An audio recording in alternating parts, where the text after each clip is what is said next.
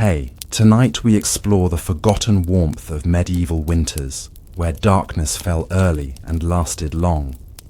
A time when the world moved slowly under thick blankets of snow, and communities gathered close around hearth fires that danced with stories old as the stones beneath them. You're about to journey through the peculiar comforts and strange customs that made winter nights not just bearable, but cherished. Rituals woven into the fabric of life, creating tapestries of memory that glowed against the cold, offering solace when the world outside turned to ice and shadow. If you're enjoying this peaceful moment, please like, share, and subscribe. What winter traditions do you keep alive in your home today? Dim your lights now. Perhaps light a candle if you can. And let the soft flicker cast shadows on your walls. Turn on a fan for that gentle background hum like wind against medieval shutters. Settle in beneath something warm and let your thoughts drift backward through centuries to a time when winter was both feared and celebrated in equal measure. The day is fading rapidly as you make your way along the narrow dirt path that leads to your village. The crisp December air fills your lungs, leaving traces of vapor with each exhale. Winter has descended upon the land with unwavering determination. The year is 1342, and you are returning home after gathering the last of the winter kindling from the edge of the forest that borders your settlement. A collection of timber and wattle and daub houses huddled together as if for warmth against the coming night. You adjust the bundle of sticks secured with rough twine across your back, feeling the weight shift as you navigate the frozen ruts in the path. Your woolen hood, pulled tight around your face, offers modest protection against the biting wind that occasionally gusts across the open fields. The mittens your mother knitted last winter, crafted from leftover yarn and lined with rabbit fur, have kept your fingers from completely numbing, though the tips still tingle with cold. The sun hangs low on the horizon, a pale disk barely visible through the grey clouds, casting long shadows across the snow-dusted landscape. These short days of winter mean that life must adapt to the rhythm of light and darkness. You quicken your pace, knowing that to be caught outside after sunset means navigating by nothing but starlight and the distant glow of home fires, if the clouds part enough to offer even that small mercy. The first wisps of smoke rising from the village chimneys come into view, and with them, a sense of relief washes over you. There is something deeply comforting about that sight. The promise of warmth, of food, of familiar faces gathered together. In summer, village life spills outdoors from dawn until dusk, but winter draws everyone inward into shared spaces and shared stories. As you approach the first houses, you hear the distinct sound of the church bell ringing compline, the final prayer service of the day. Most villagers won't attend in person during these cold months, but all will pause in their evening activities to make the sign of the cross and whisper the familiar Latin phrases learned by heart, if not by understanding. The bell marks not just a religious observance, but the practical division between day and night in a world without clocks in every home. You pass by Goodwife Eliza's home, where the shutters have already been closed tight against the approaching night. Through the small gaps, you catch glimpses of the rushlights burning inside, reeds soaked in animal fat, offering a humble illumination that makes shadows dance across her walls. More prosperous homes might burn tallow candles or beeswax for special occasions, but most rely on these simple rushlights or the central hearth fire for light after sunset. The smell of wood smoke mingles with the distinct aroma of the evening. Meal, pottage, that ever-present staple of daily sustenance, thickened with the last of the autumn vegetables and whatever grains remain plentiful in the early winter. Some households might add small pieces of salted meat for flavor, though such protein is carefully rationed now to ensure it lasts until spring brings fresh hunting and slaughtering opportunities. Your own home comes into view, modest but sturdy, with walls that have been reinforced for winter with extra daub mixed with straw to seal any cracks where drafts might enter. The small windows have been covered with oiled parchment to allow some light while keeping out the worst of the cold. Such luxuries were innovations that your grandfather would have considered unnecessary in his day. But winters seem harder now than in the stories of old. You stamp your feet before entering, knocking snow and mud from your leather boots. Simple. Shoes with wooden soles that you've wrapped with strips of wool cloth for added warmth. The door creaks as you push it open, and immediately the relative warmth of the interior embraces you, along with the rich tapestry of household scents. The hearth fire, the stew bubbling in the iron pot suspended above it, the faint musty smell of the rushes covering the floor, overdue for changing, but that will wait for a milder day, and the distinct human scent of bodies and garments too long between washings. There you are, your mother says, looking up from her spinning. The whirl of her drop spindle continues to turn as her practiced fingers draw out the wool into thread. We were beginning to worry. Though daylight hours are precious for outdoor work, winter afternoons are the domain of indoor crafts. The spinning and weaving of wool, the repair of tools and garments, the whittling of new utensils and household items, all tasks saved for these long evenings of enforced idleness from field work. Your father sits in his corner seat nearest the fire, his hands busy with the mending of a fishing net that will be vital come spring. Your younger siblings are already engaged in their evening tasks. The youngest carding wool, the middle child sorting through dried beans for tomorrow's meal, carefully removing any small stones or damaged legumes. The north path was more drifted than I expected, you explain, unloading your bundle of kindling into the wood box beside the hearth. The heat from the fire immediately draws you closer, and you extend your hands toward the flames, feeling the pleasant pain of blood returning to cold fingers. The central hearth is the heart of every home in winter, not just for cooking and warmth, but as the gathering place that binds family together during the dark hours. Unlike the grand stone fireplaces of the manor house, your hearth is a simple affair.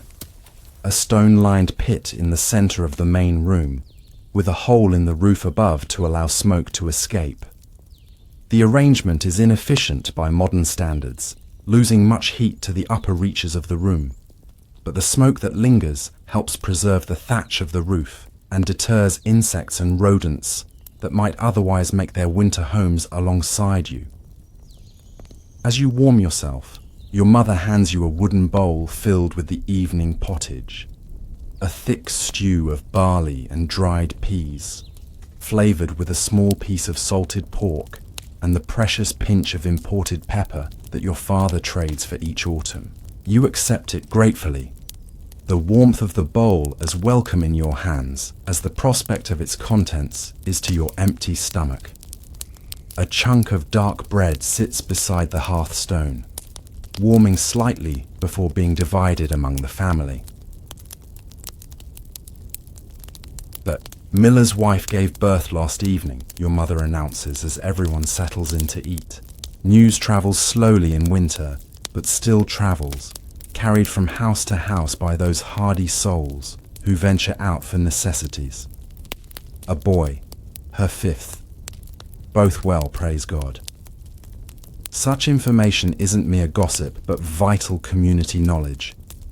Another, mouth to feed in a household means adjustments in the village's collective planning. Another set of hands for work eventually. Another baptism to celebrate come Sunday. Your father nods, breaking the bread into roughly equal portions. Old Thomas claims more snow coming tomorrow, His joints are paining him something fierce. Weather prediction is a serious business in winter, not the casual speculation of more forgiving seasons. Preparations must be made, tasks prioritized, travel reconsidered if a storm approaches. As you eat, you notice your youngest sister eyeing the darkest corners of the room with apprehension. Winter nights belong to stories of spirits and supernatural beings, tales saved for the season when darkness reigns and the natural world seems most hostile to human survival. Tonight will likely bring another recounting of familiar legends, both to entertain and instruct. Once the meal is finished and the bowls wiped clean with the last morsels of bread, your father leans back against the wall and gestures for the family to draw closer around the fire. "Did I ever tell you?" he begins, his voice dropping to the storytelling cadence that signals the formal beginning of evening entertainment. "About the winter when I was just a boy and the strange lights appeared over the frozen pond." Your siblings lean forward eagerly, though you've all heard variations of this tale many times before. The familiarity is part of the comfort. Winter stories are rarely new, but return like old friends year after year, embellished sometimes, shortened others, but fundamentally unchanged in their essential warnings and wonders. As your father speaks of mysterious lights that lured unwary travelers onto thin ice, likely natural marsh gases reimagined through superstition and caution, you settle into the rhythm of the telling. Outside, the wind has picked up, whistling occasionally through the thatch, adding its own voice to the narrative. Such sounds, frightening when alone on a dark path, become almost cozy when experienced from within the shelter of home and family. The story concludes with the expected moral about heeding the wisdom of elders and respecting the dangers of winter's frozen landscape. Your mother, who has continued her spinning throughout the tale, pauses to add her own encounter with mysterious winter phenomena. The ice patterns on the inside of windows that seem to form images of summer flowers, a sign she insists was her own mother's spirit visiting after passing the previous autumn. These stories serve multiple purposes in the medieval winter evening. They entertain, certainly, passing time that might otherwise drag in the long hours of darkness. But they also preserve vital knowledge, where ice is likely to be thin, which paths are safest during snowstorms, what signs might predict weather changes. Most importantly, they strengthen the bonds of family and community when external pressures are most severe. As the evening progresses, your father brings out a small wooden board marked with a pattern of lines, a simple game of nine men's Morris that has entertained villagers for generations. You and your elder brother compete with smooth river stones as playing pieces, one set rubbed with charcoal to distinguish them. Such games are precious winter diversions, requiring no light beyond the hearth fire and offering intellectual challenge when physical activity is limited. Your mother watches for a few moves before turning to her mending basket, selecting a torn tunic that needs attention before the cold worsens. "We should check the roof thatch tomorrow if the weather holds," she comments as her needle flies through the fabric. "I've noticed dampness in the corner where the rain catches when the wind is from the east." Such practical concerns fill the conversation as the evening wears on. Winter is not just a time of storytelling and indoor crafts, but of constant vigilance against the encroaching elements. Each day brings maintenance tasks that cannot be postponed. Frozen water must be melted. Animals in the attached byres must be tended. Food stores monitored. Fuel supplies assessed. The medieval winter is not a season of hibernation, but of different labor. Less visible perhaps than the dramatic harvesting and planting seasons, but no less vital to survival. As the fire burns lower, your father rises to attend to a strange winter ritual that would puzzle many modern observers. From a basket near the hearth, He selects a large log that has been carefully saved for this purpose, not to burn entirely, but to bank the fire overnight. This Yule log, as many call it, though your family simply names it the night log, is positioned carefully among the embers, partly buried in the ashes. The practice serves the practical purpose of preserving a coal to rekindle the morning fire. No small consideration when fire starting is a laborious process of flint, steel, and careful nurturing of tiny sparks. But the ritual has deeper significance too, maintaining the symbolic continuity of the hearth fire that represents the family's unbroken existence through the dangerous winter night. With the fire banked, the family makes preparations for sleep. Unlike wealthy households where family members might retire to separate chambers, your entire family shares the main room of the house. The box beds built against the walls, wooden frames filled with straw mattresses and layered with whatever blankets, furs, and cloaks can be spared, become small islands of relative privacy. You will share with your brother, as always, while your sisters occupy another bed and your parents the third. Before retiring, your mother places a small wooden cup of milk near the door, an offering for the house spirits that many still believe in, despite the parish priest's disapproval.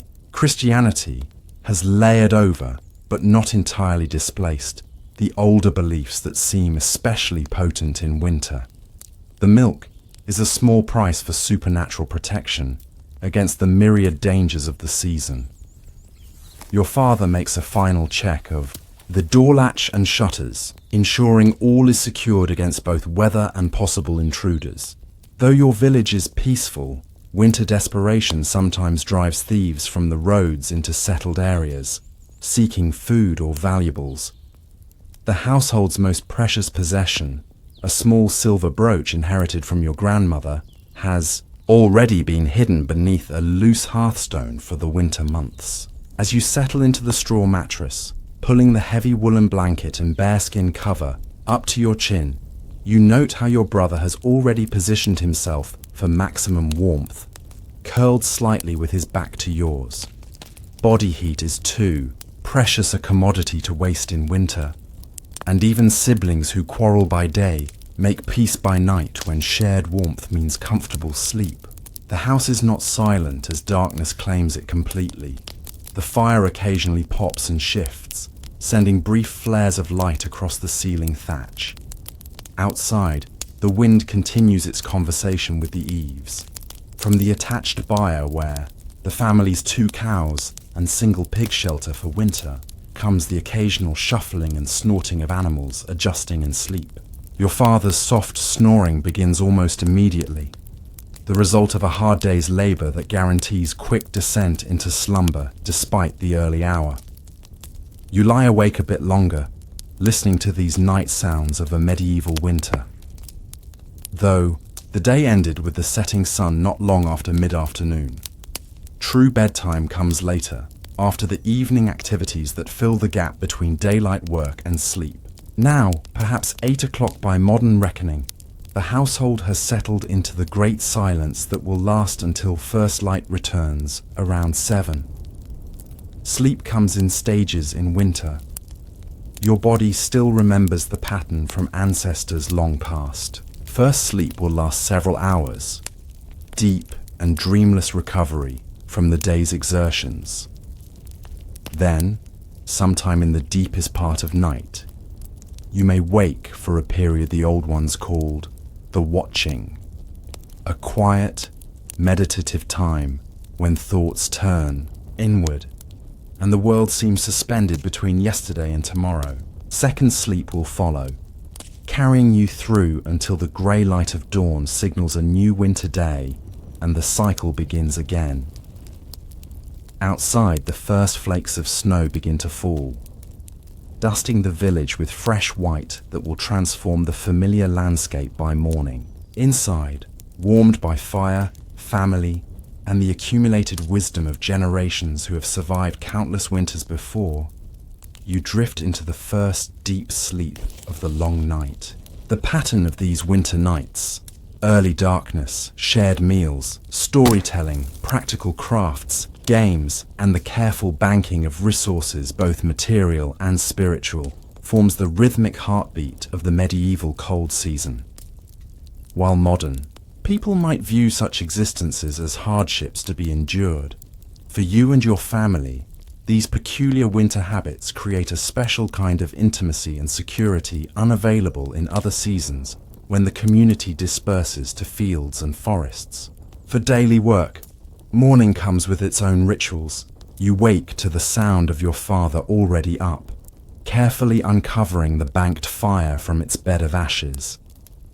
The night log has done its work, preserving a core of glowing embers that, with careful tending and the addition of kindling, soon springs back to flickering life. This daily resurrection of the household fire is perhaps the most essential winter skill. Failure would mean a challenging trek to borrow flames from a neighbor, or the difficult task of striking new fire with flint and steel in cold hands. As the room slowly warms, your mother is already preparing the morning pottage, a thinner version of last night's meal that will simmer through the morning, providing sustenance before the day's main meal at midday. The previous evening's leftovers might be incorporated, creating a continuous cycle of cooking that wastes nothing.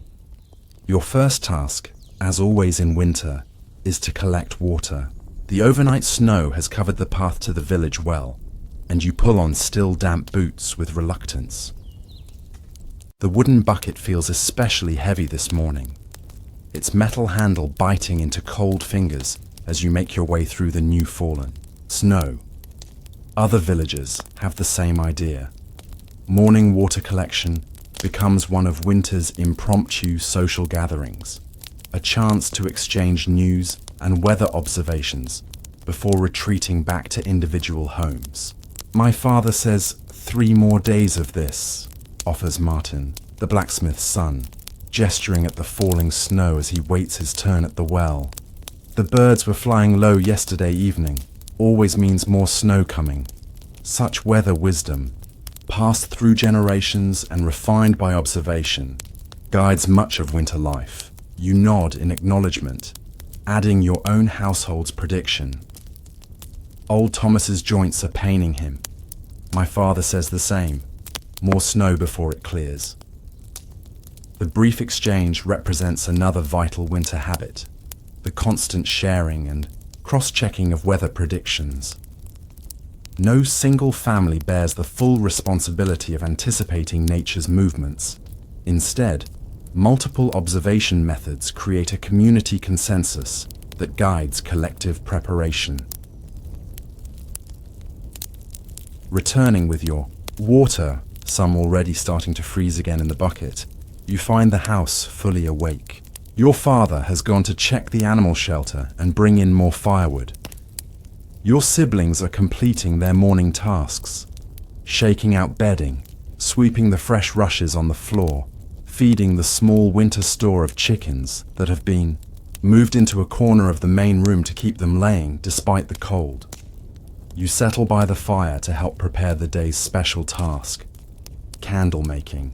With the winter solstice celebration approaching, fresh candles are needed, both for practical illumination during the longest night and for the symbolic return of light that the festival celebrates. Your mother has been saving tallow, rendered animal fat, for months, and today it will be transformed into precious light sources. The process is slow and methodical, perfect for a snowy winter day when outdoor work is limited. The tallow must be carefully melted in the iron pot suspended over the fire, its temperature monitored by experienced fingers. Too hot, and it becomes dangerously flammable. Too cool, and it won't properly coat the prepared rushes or form around. The hemp wicks.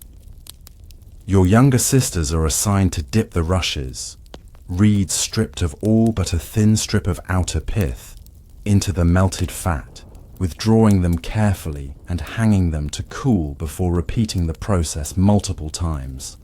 These rushlights will provide basic illumination for everyday use. You help with the more valuable molded candles, pouring tallow into simple wooden forms where carefully positioned wicks wait. These will be saved for special occasions or traded with neighbors for other necessities. As the morning progresses, neighbors occasionally appear at the door, stamping snow from their feet before entering with small offerings or requests. Good wife, Agnes brings a handful of precious dried herbs to share, her specialty known throughout the village, in exchange for the promise of 2 finished candles. Old Thomas, despite his aching joints, makes his rounds with a small skin of fermented honey drink, offering a warming sip to each household as both social gesture and physical remedy for winter's chill.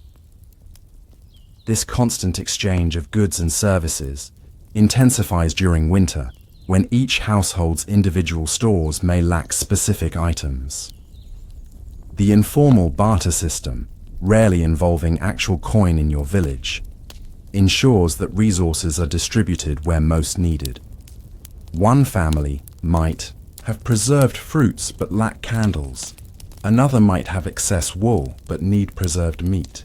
The winter habit of visiting, ostensibly for social purposes, facilitates these vital exchanges.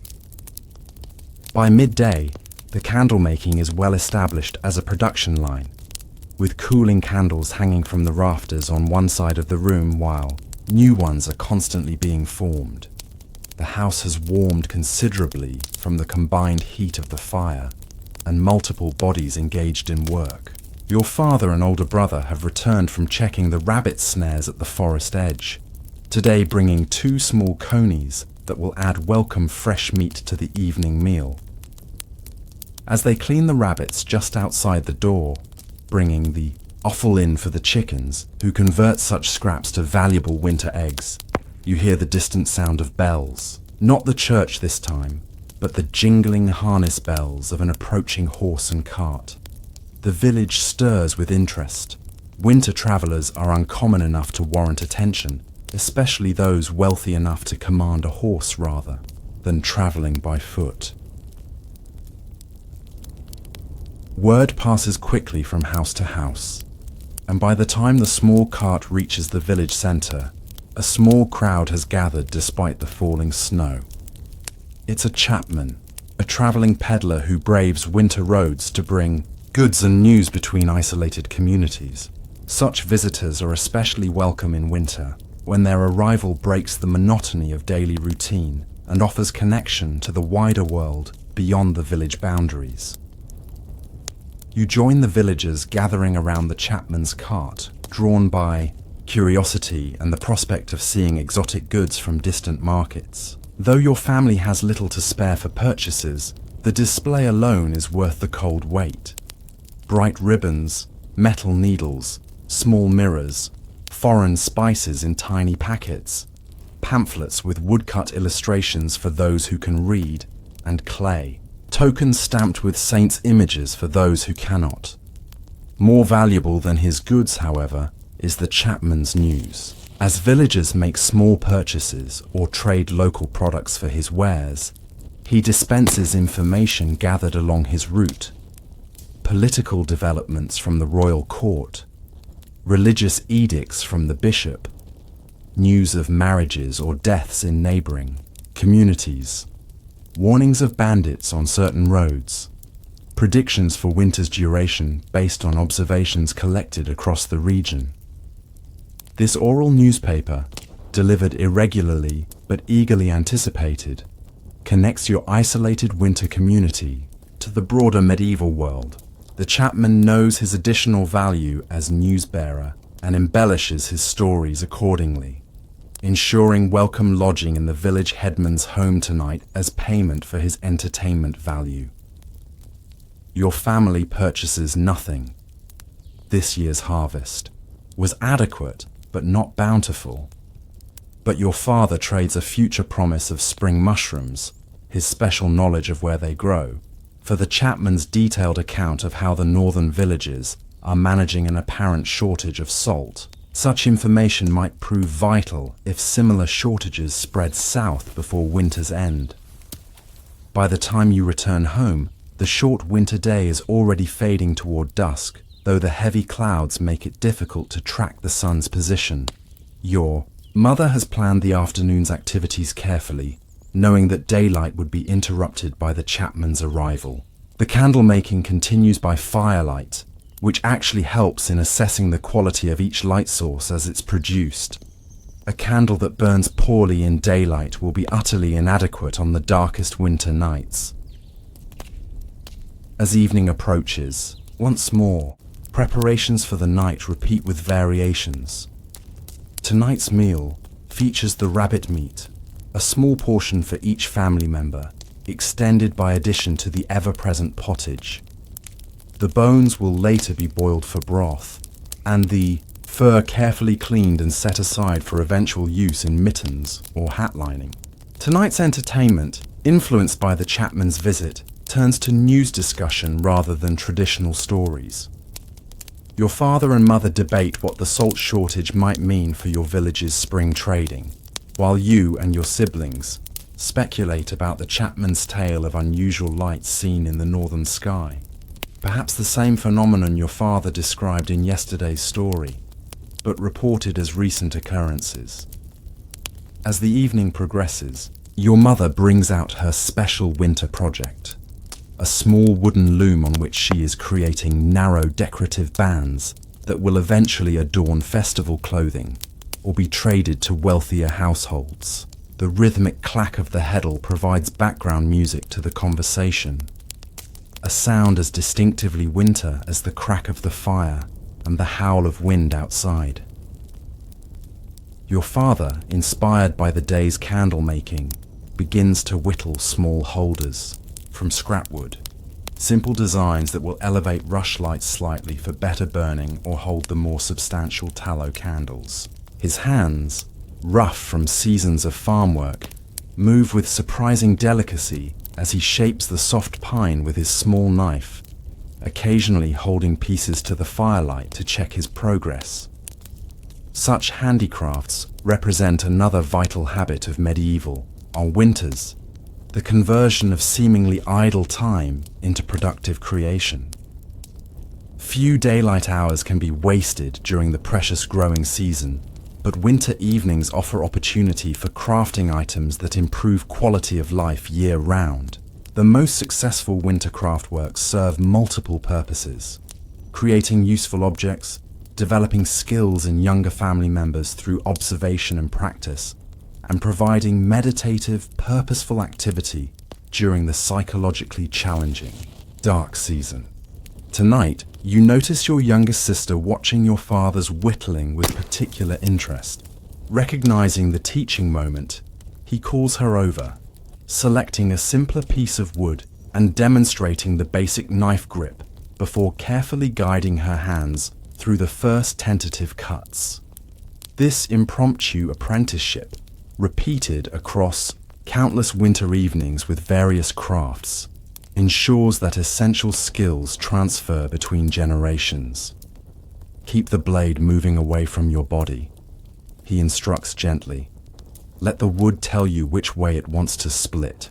His patience with her clumsy initial attempts reflects the winter's gift of time. During harvest or planting, such leisurely instruction would be impossible.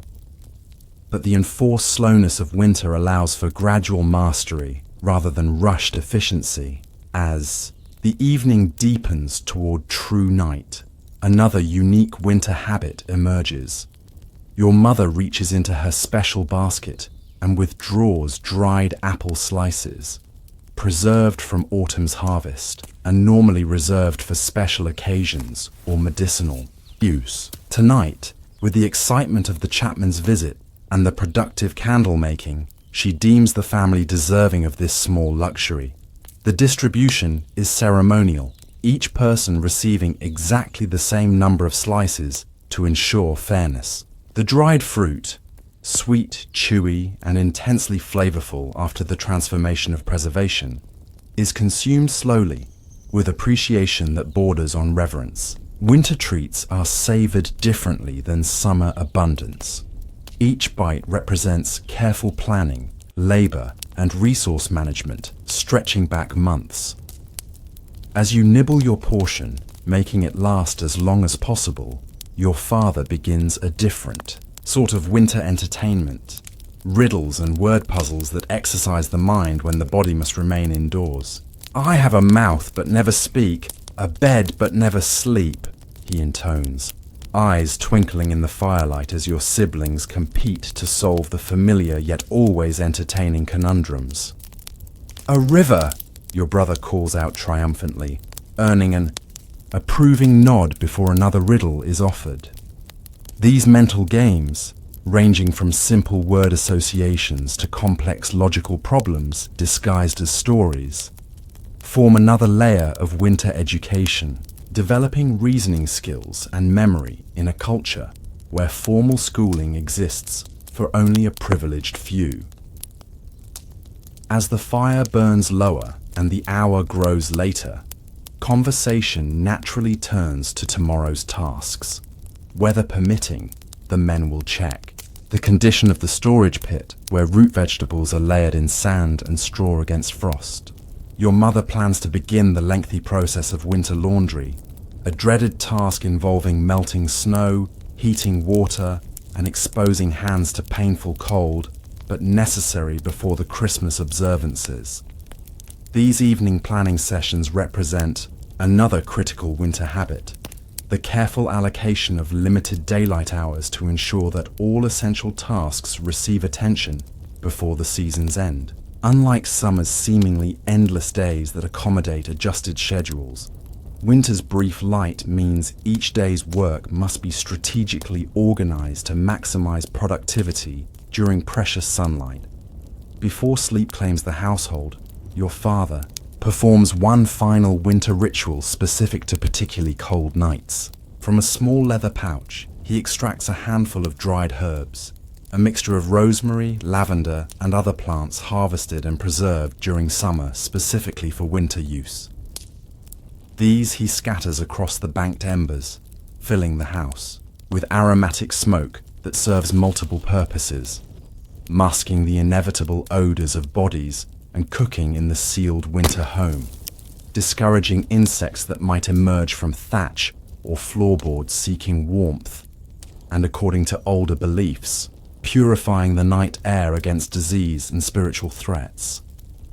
The herbal smoke creates a momentarily sacred atmosphere, and the family pauses in their bedtime preparations, instinctively recognizing the liminality of the moment. Winter nights hold both danger and possibility in medieval understanding. The extreme darkness represents both the grave and the womb, an ending and a beginning.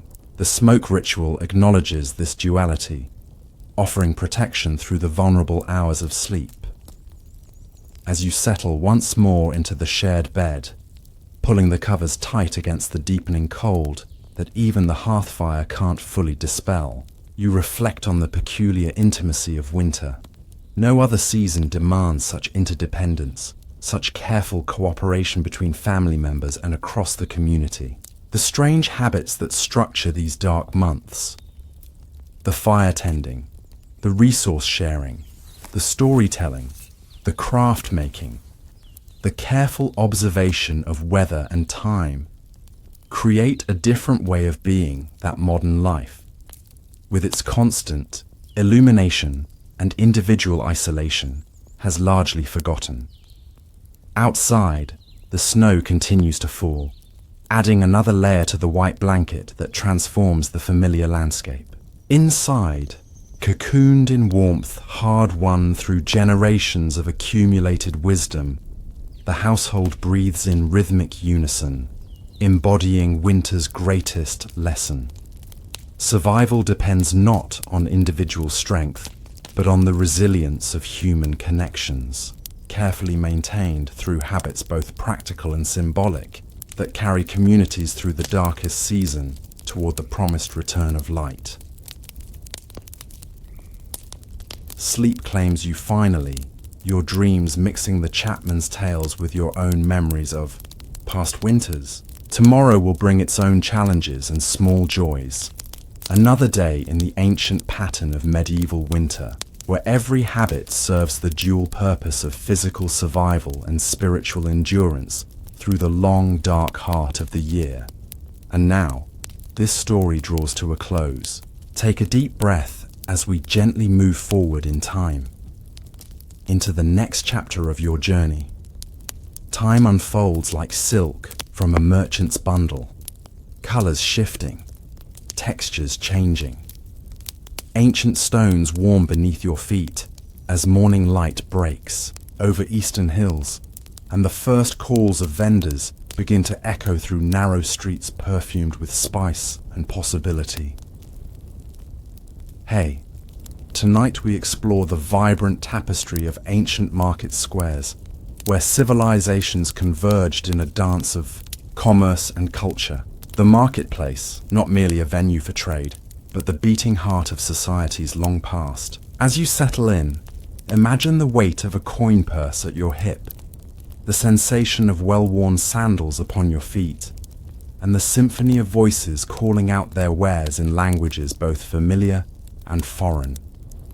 Tonight, you'll walk through history's most enchanting bazaars, where every sense awakens to stories written in spice routes and silk roads. If you're enjoying this peaceful moment, please like, share, and subscribe. I wonder, what's the most interesting market or bazaar you've ever visited?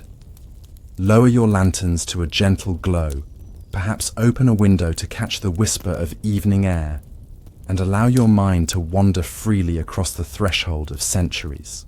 Let your thoughts drift like merchant ships toward distant shores of history. You wake before dawn as the first pale fingers of light reach across the horizon. The air still holds the coolness of night, but carries whispers of the day's coming heat. From your modest dwelling in the outer district, you can already hear the distant sounds of the great market preparing to awaken. The creak of cart wheels, the soft conversations of early risers, the occasional bray of a laden donkey navigating narrow streets. Your home sits just 2 streets away from the grand marketplace of Alexandria, that legendary confluence of cultures where the known world meets to exchange not just goods, but ideas, stories, and dreams. The year is 215 CE, and Alexandria remains one of the most magnificent cities of the Roman Empire, though its heart and soul belong to far older traditions. Washing your face in cool water from an earthenware basin, you feel the familiar excitement building. Market day always brings this sensation, a mixture of anticipation and curiosity about what treasures, what encounters the hours might hold. You dress simply but with care, choosing a clean tunic of natural linen that falls just below your knees. Around your waist, you fasten a woven belt from which hangs a small leather pouch containing a careful count of coins, a mix of local currency and a few Roman denarii saved for something special. The streets come alive as you step outside. Neighbors nod in greeting, their own paths converging toward the market. A child dashes past, chasing a stray chicken that has escaped its crate. An old man sweeps the dust from his doorway with rhythmic strokes, pausing to predict the day's weather with squinted eyes toward the sky. A good day for the market, he pronounces, with the confidence of one who has seen thousands of dawns break over these ancient stones.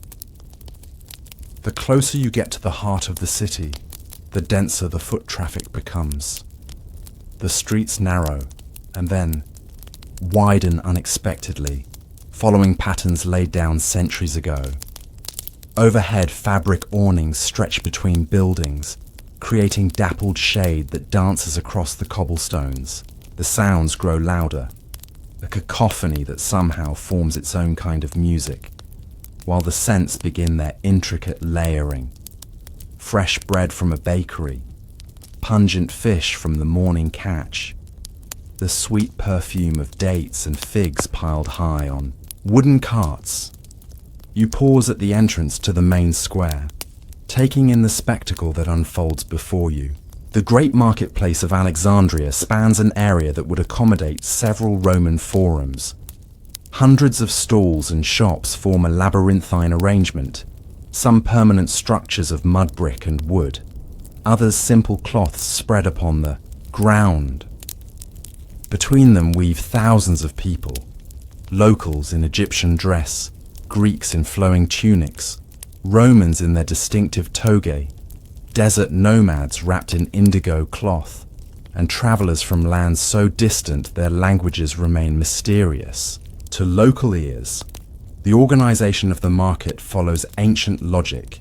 Nearest the harbor, fishmongers display their glistening catch on beds of seaweed and crushed ice.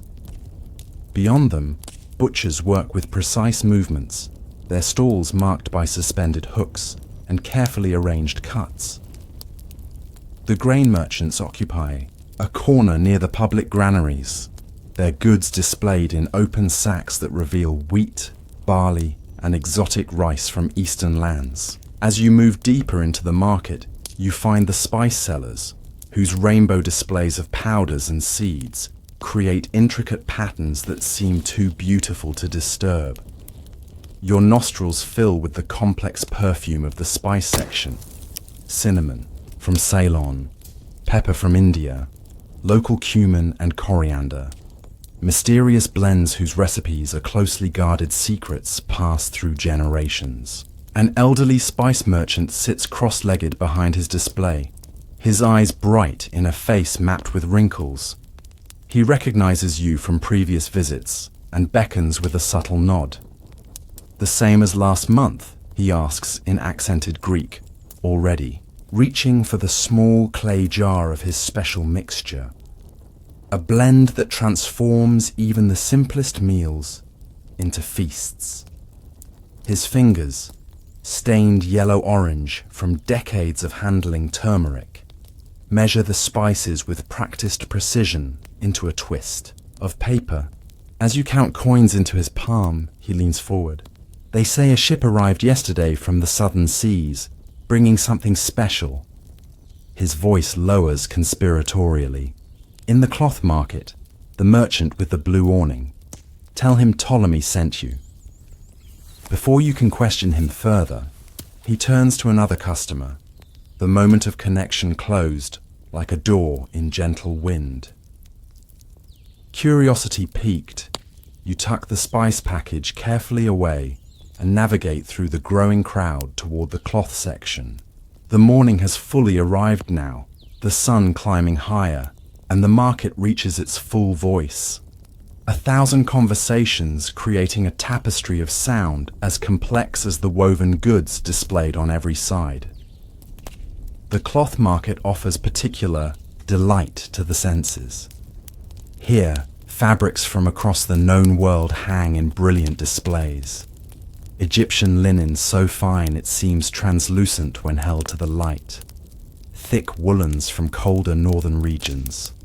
Raw silk that has traveled for months, along treacherous routes from mysterious Serica in the distant east. Your fingers drift across the textiles, each touch a story of distant lands and ancient techniques.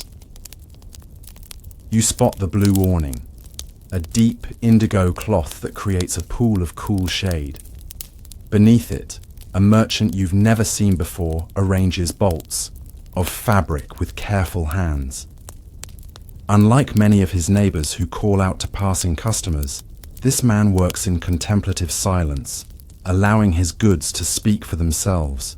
His appearance marks him as a traveler from the eastern shores of the Mediterranean, perhaps Syria or Palestine, and the silver at his temples suggests decades of experience in his trade. When you approach, he looks up with calm appraisal, neither eager nor dismissive. "How may I help you?" he asks in flawless Greek, his voice carrying the musicality of another native tongue beneath it. "Ptolemy sent me," you reply, feeling slightly foolish as you speak the mysterious recommendation. Something changes in the merchant's expression. Not Quite a smile, but a subtle shift, like clouds parting momentarily to reveal glimpses of sky. Without a word, he reaches beneath his table and produces a small bundle wrapped in plain linen. With ceremonial slowness, he unwraps the cloth to reveal a fabric unlike anything you've seen before.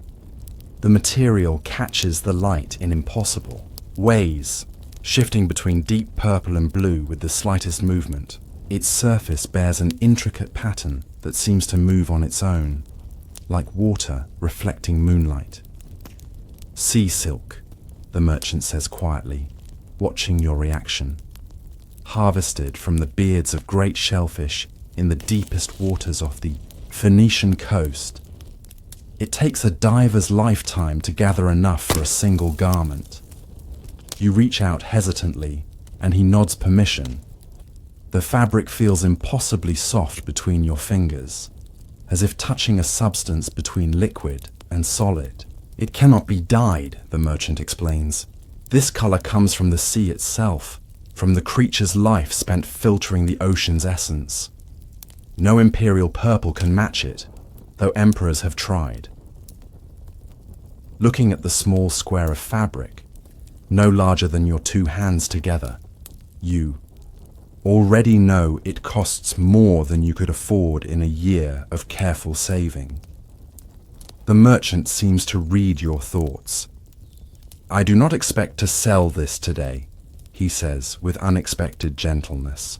"But Ptolemy is right to send those who can appreciate beauty for its own sake. To witness such things enriches the spirit, does it not?" You nod in agreement, grateful for this moment of connection with something rare and wonderful. As the merchant carefully rewraps his treasure, he adds, "Return before the month's end. I have simpler cloths arriving, still beautiful, but within mortal reach." His eyes crinkle slightly at the corners, the closest he comes to a smile. Moving on, the market embraces you once more in its swirling energy. By now, the sun sits high overhead, and the day's heat has reached its peak. Clever shoppers seek the shadowed pathways between stalls, while others rest at one of the many small cook shops that punctuate the marketplace like oases. Your stomach reminds you that morning departed hours ago. Following your nose, you find yourself drawn to a modest establishment where an Egyptian woman tends several clay ovens.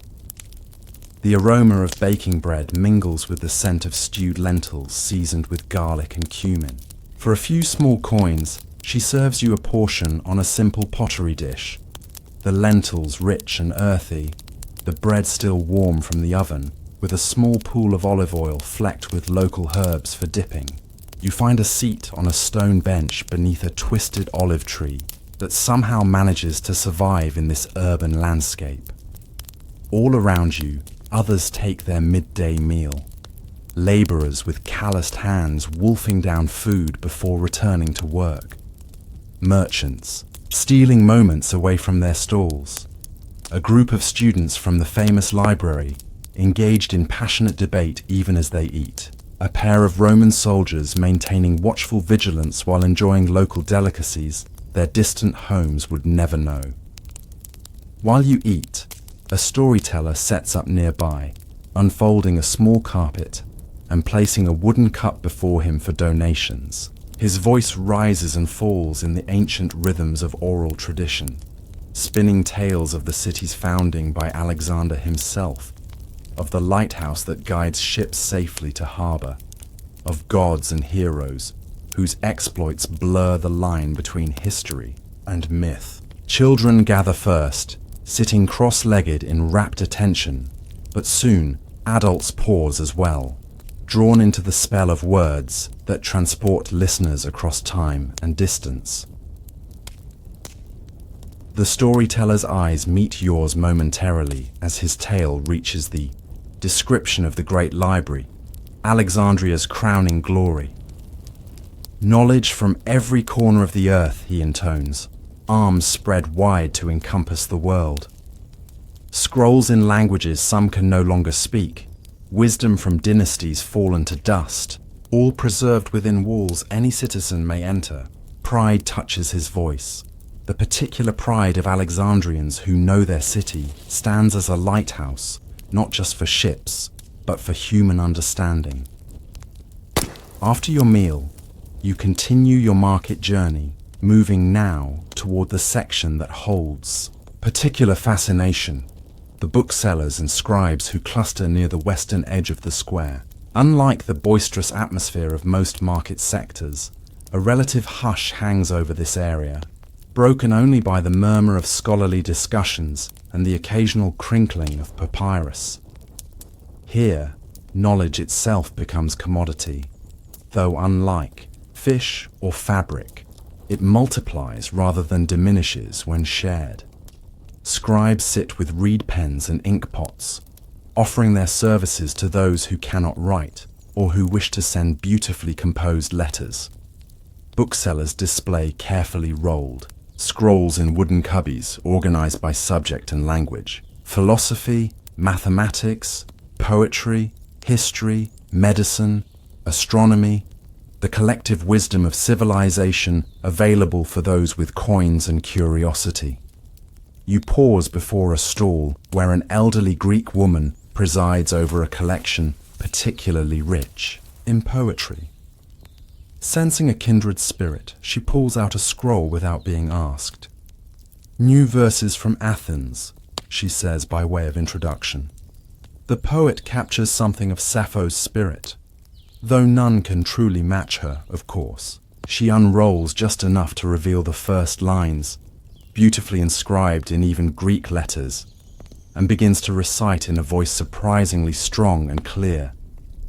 The poem speaks of olive groves at dusk, of love that transcends seasons, of finding eternity in fleeting moments. Several passers-by slow their steps to listen, drawn by the ancient power of measured words. When she finishes, silence hangs for a breath before the normal sounds of the marketplace rush back in. "That," she says with satisfaction at the reaction, "is why we persist in making beautiful things in an often ugly world." Though the scroll costs more than you plan to spend today, you leave her stall with it carefully tucked into your belt pouch, her knowing smile following you. Some treasures justify stretching one's budget, and words that stir the soul rank among the most valuable. As afternoon progresses toward evening, the character of the market subtly shifts. The urgent commerce of morning gives way to a more leisurely pace. Some vendors begin packing unsold goods, while others reduce prices to avoid carrying stock home. The food stalls grow more prominent as workers finishing their day's labor stop for an evening meal before heading home. You find yourself drawn to a section you haven't explored before, a small court where artisans demonstrate their crafts. A glassblower creates delicate vessels that catch light like captured water. His cheeks puff as he breathes life into molten material, transforming formless heat into objects of functional beauty. Nearby, a mosaic maker arranges tiny colored stones into patterns so precise they create the illusion of painted images when viewed from just a few steps away. Her fingers move with unconscious precision, placing each piece in exactly the right position.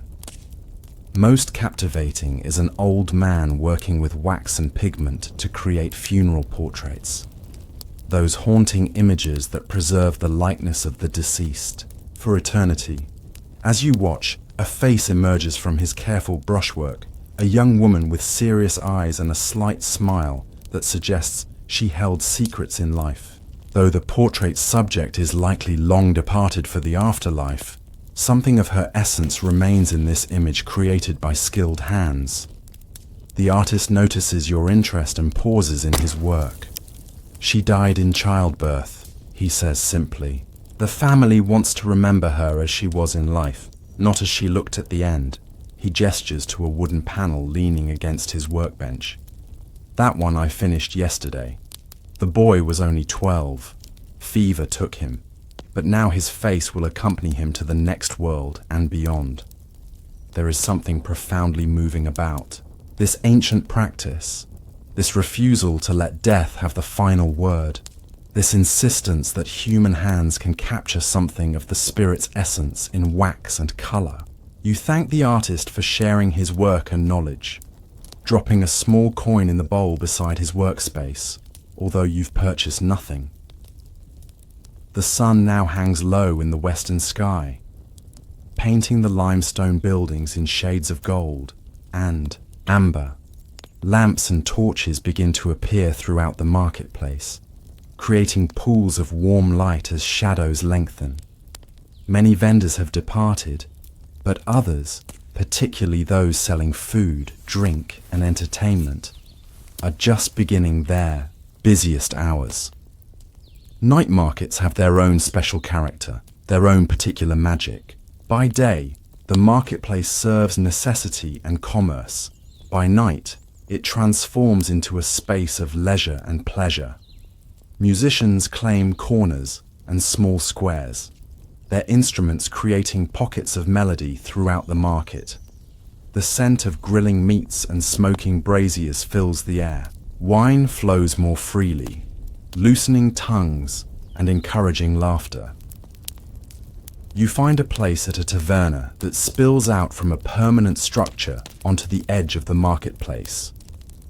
Lanterns hang from ropes stretched overhead, casting warm light on wooden tables where a diverse collection of patrons enjoy evening refreshment.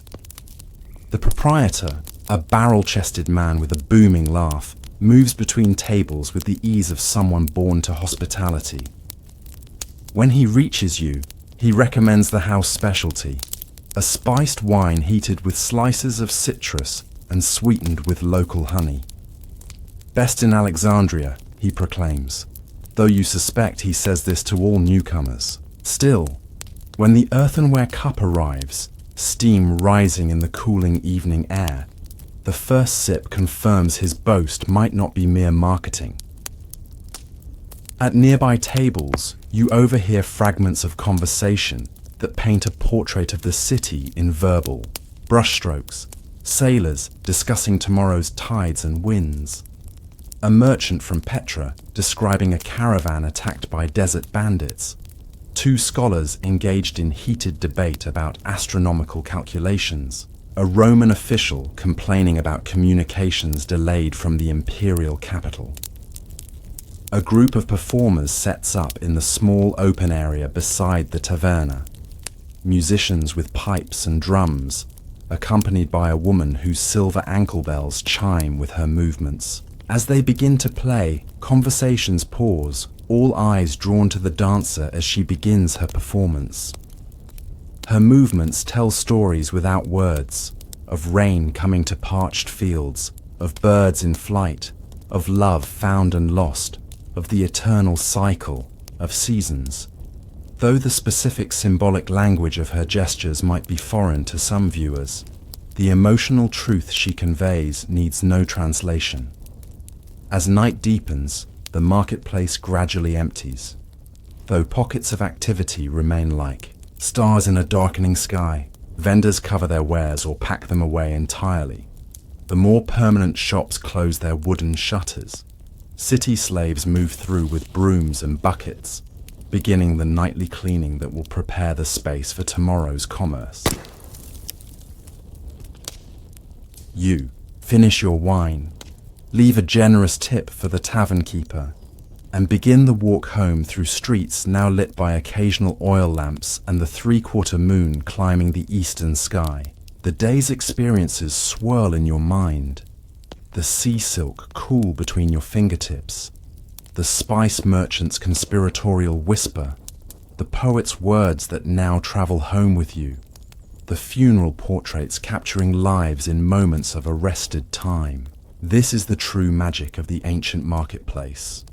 Not just the exchange of goods for coin, but the exchange of stories, ideas, and experiences. Here, the known world concentrates itself into walkable streets. Here, a person might travel to distant lands without ever leaving the city. Here, civilization reveals itself not as an abstract concept, but as a living, breathing entity, composed of countless individual lives, intersecting in the simple acts of buying, selling, making, and sharing. Tomorrow the market will awaken again, as it has for centuries before you were born, and will for centuries after you depart. The patterns of commerce and connection will repeat with endless variations, like waves that always return to shore, yet never in exactly the same way twice. This continuity offers comfort in a world where empires rise and fall, where fortunes appear and vanish like morning mist, where even the greatest monuments eventually surrender to time. Reaching your dwelling, you light a small oil lamp and carefully unroll your new scroll, eager to revisit the verses that moved you in the marketplace. As you read, the poet's voice seems to fill the room, bridging the distance between Athens and Alexandria, between the moment of creation and this moment of appreciation. This too is a kind of magic, that marks on papyrus can preserve thought and feeling across space and time. Outside your window, Alexandria settles into nighttime rhythms. Somewhere in the harbour, the great lighthouse sweeps its guiding fire across dark waters. In the famous library, oil lamps illuminate scholars working through the night hours. In countless homes like yours, people end their day with small rituals of comfort. A final cup of water, a whispered prayer, the shifting of a blanket against evening chill. As sleep approaches, your mind continues to wander the marketplace. Not the physical space now quiet under moonlight, but the internal landscape created by the day's encounters.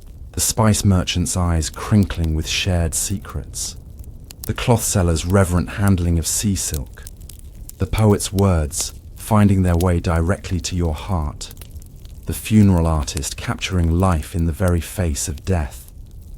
These moments form their own kind of currency, more precious than coins, more lasting than perishable goods.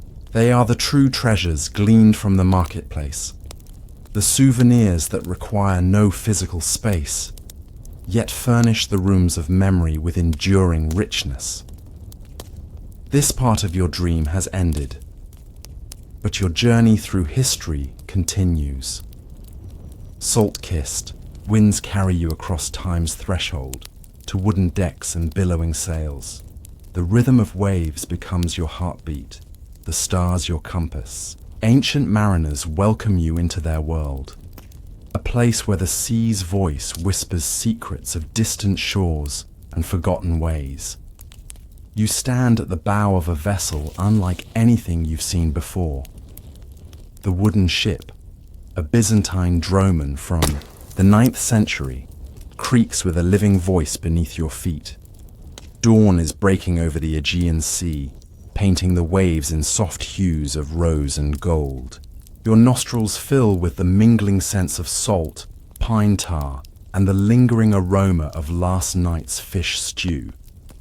The air carries a distinct coolness that makes your skin prickle pleasantly, a reminder that autumn is settling in, even on these ancient waters. The captain, a weathered man with skin like tanned leather and eyes that have witnessed 1,000 storms, moves past you. His calloused hands brush against the ship's railing with the gentle familiarity of an old lover. You notice how he walks, a slight roll to his gait that speaks of decades spent finding balance on shifting decks. He doesn't speak, but nods at you with quiet acknowledgement, as sailors have done since time immemorial. A silent brotherhood of those who understand the sea's temperament. Around you, the crew stirs into morning action. Their movements have a choreographed efficiency, each sailor knowing precisely their role in this floating world. A young boy, perhaps 12 summers old, climbs the rigging with the easy confidence of a squirrel ascending its home tree.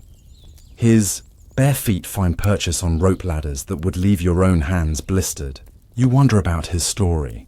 Born perhaps to a family of fishermen, his future predetermined by the salt in his blood and the horizon in his eyes.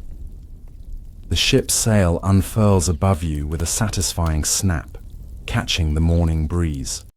Made of linen and dyed a faded ochre color, it bears symbols that invoke divine protection. Crosses interwoven with older, more primal shapes that sailors have trusted since before Christ walked the shores of Galilee. The cloth itself has been treated with wax and pigments to protect it from the corrosive sea spray, giving it a stiffness that belies its age. You become aware of the soundscape surrounding you. The rhythmic splash of water against the wooden hull, the creaking of timbers that speak to one another in an ancient language, the flutter of the sail above, and the occasional call of a sailor. There is music in this cacophony, a symphony of seafaring that has remained largely unchanged for thousands of years. Later, you will hear actual music when an older sailor produces a simple reed pipe and plays melodies that conjure images of distant ports and loves left behind. The smell of breakfast draws your attention. A cook tends to a small, carefully controlled fire in a bronze brazier, the ship's hearth. Open flames are both essential and terrifying on a wooden vessel, and you observe the respect with which the cook treats his domain. He is preparing a simple porridge of barley, sweetened slightly with honey and dried fruits. The sailors will eat from wooden bowls with wooden spoons, scooping the sustenance quickly before returning to their duties. There is no leisure at mealtime, only the practical consumption of energy needed for the work ahead. A sailor offers you a small pottery cup filled with watered wine. This is not the raw alcohol of later naval traditions, but the civilized beverage of the Mediterranean. Wine, cut with water, sometimes flavored with honey or herbs. It tastes of earth and sun and ancient knowledge, and you sip it slowly, feeling the warmth spread through your chest. The sailor grins at you, teeth surprisingly white against his sun-darkened face, and makes a comment about the sea being calm today. His accent is thick, a blend of Greek with influences from ports across the known world. You learn that this vessel is bound for Constantinople, carrying olive oil, wine, and pottery from the islands. Trade routes established centuries before, your birth continue to pulse with the lifeblood of commerce, connecting disparate shores with invisible threads of mutual need and curiosity. The captain tells you they will make several stops along the way, small island communities where goods will be exchanged, news shared, and perhaps a night spent on solid ground before continuing the journey. As the sun climbs higher, you feel its warmth on your face, a contrast to the cool spray that occasionally mists over the bow. The wooden deck beneath your feet has been worn smooth by countless footsteps, and your fingers trace patterns in the grain as you steady yourself against the gentle pitch and roll. There is something profoundly comforting about this motion, like being rocked in a vast cradle, and you understand why sailors speak of the sea as a mother, nurturing and terrible in equal measure. By midday, the routine of the ship has revealed itself to you. There is a hierarchy here, unspoken but rigid, from the captain down to the ship's boy. Each person moves within their designated space, performing tasks that connect to the larger purpose of keeping the vessel safe and on course.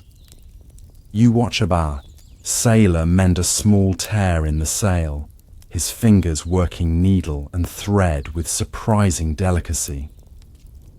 Another checks the stores of fresh water in clay amphorae, carefully sealed and secured against the ship's movement.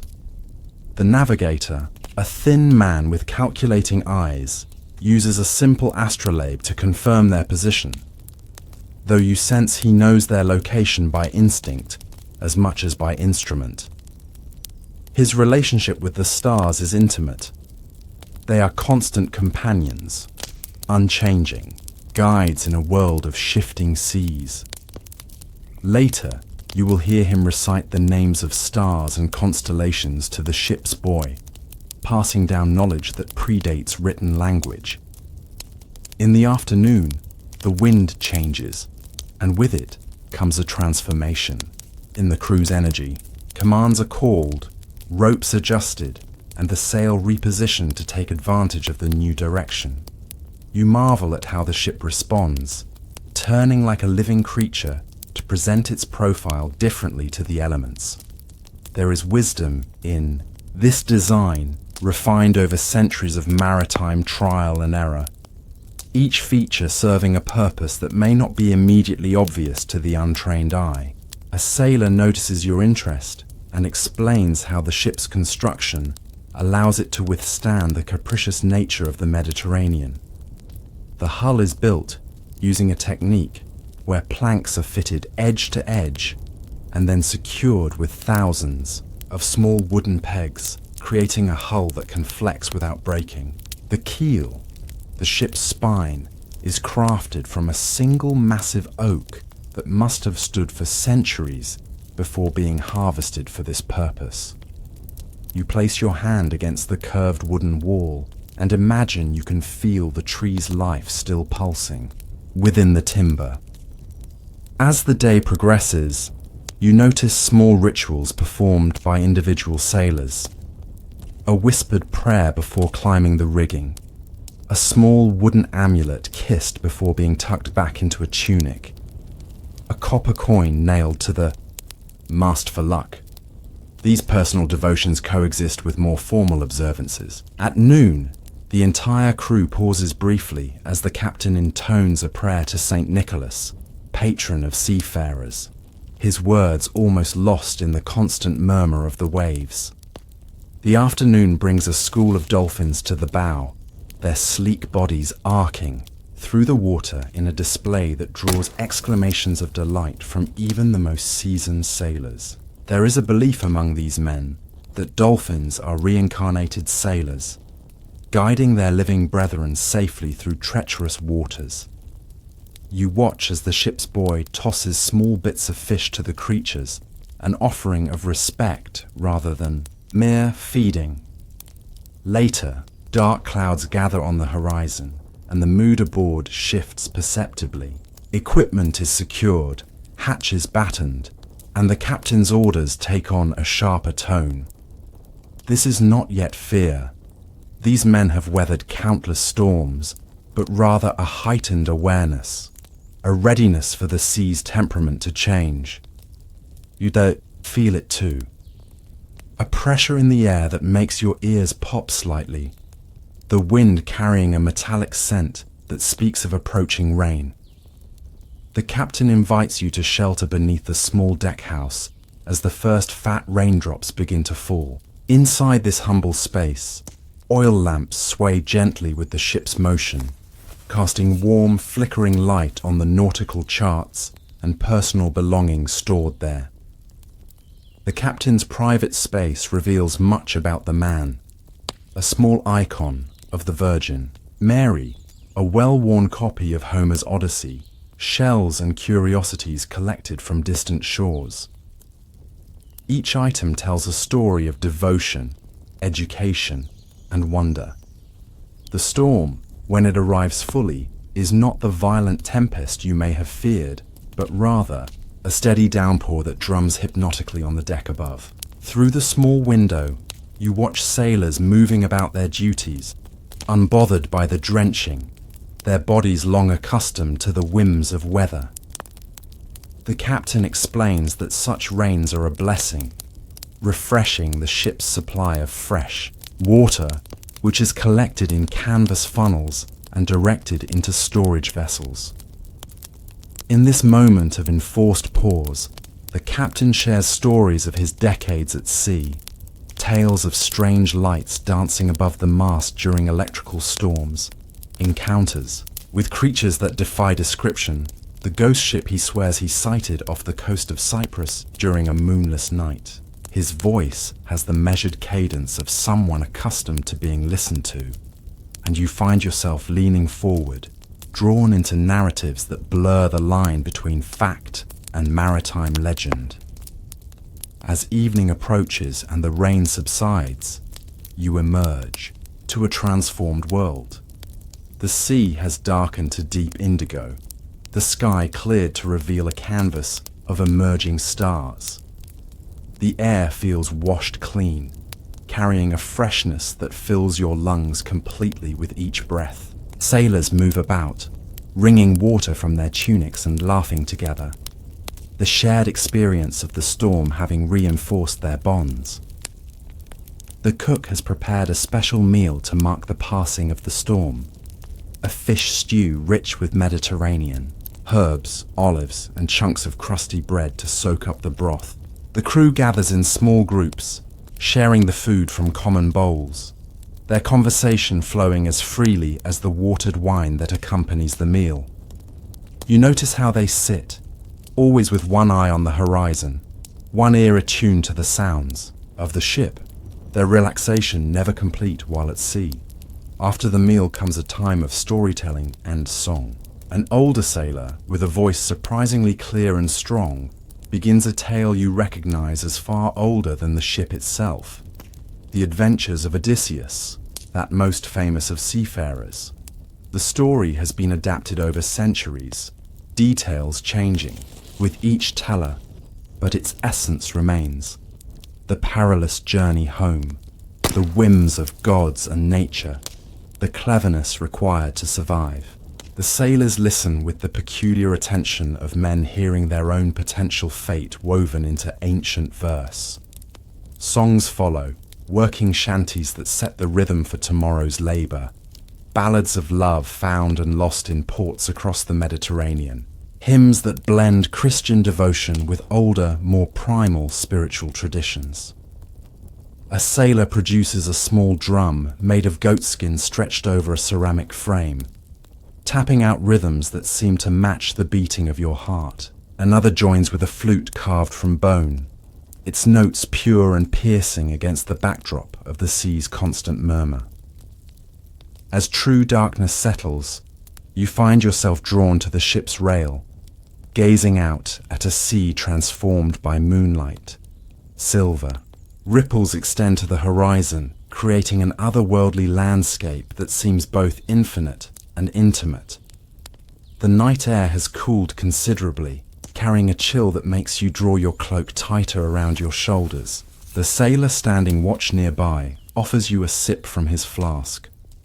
Not wine this time, but a potent spirit flavored with anise, a sailor's remedy against the night chill. The stars above have become a brilliant tapestry, more numerous and vivid than you've ever seen them without the competition of artificial light. The sailor points out constellations with the casual familiarity of one who uses them as both clock and compass. There is Orion, the hunter, his belt distinct even to your untutored eye. They're the Pleiades, the seven sisters who guide mariners safely home. And there, burning steady and true, the North Star, Polaris, the faithful friend of every navigator since humans first dared to venture beyond sight of land. You listen as the sailor explains how different stars rise and set with the seasons, how their positions tell not just direction but time of year, how certain alignments herald storms or fair weather.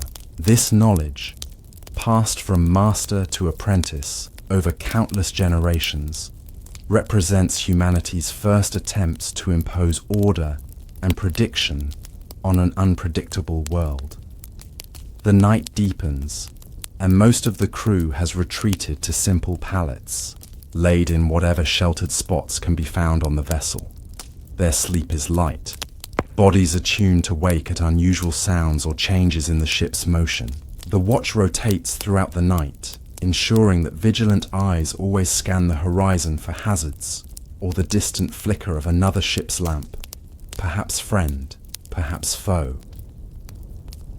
You find yourself unable to sleep, enchanted by this world between worlds. Neither fully of the land nor fully of the sea, this wooden island carries its own microcosm of human society, its own rules and rhythms.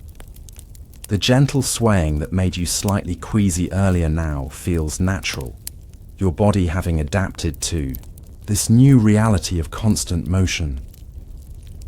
The watch changes at midnight, marked by the quiet exchange of a small hourglass, a simple technology that divides the endless night into manageable portions. The new watchman, an older sailor with a scar running from temple to jaw, nods at you, but doesn't intrude on your solitude.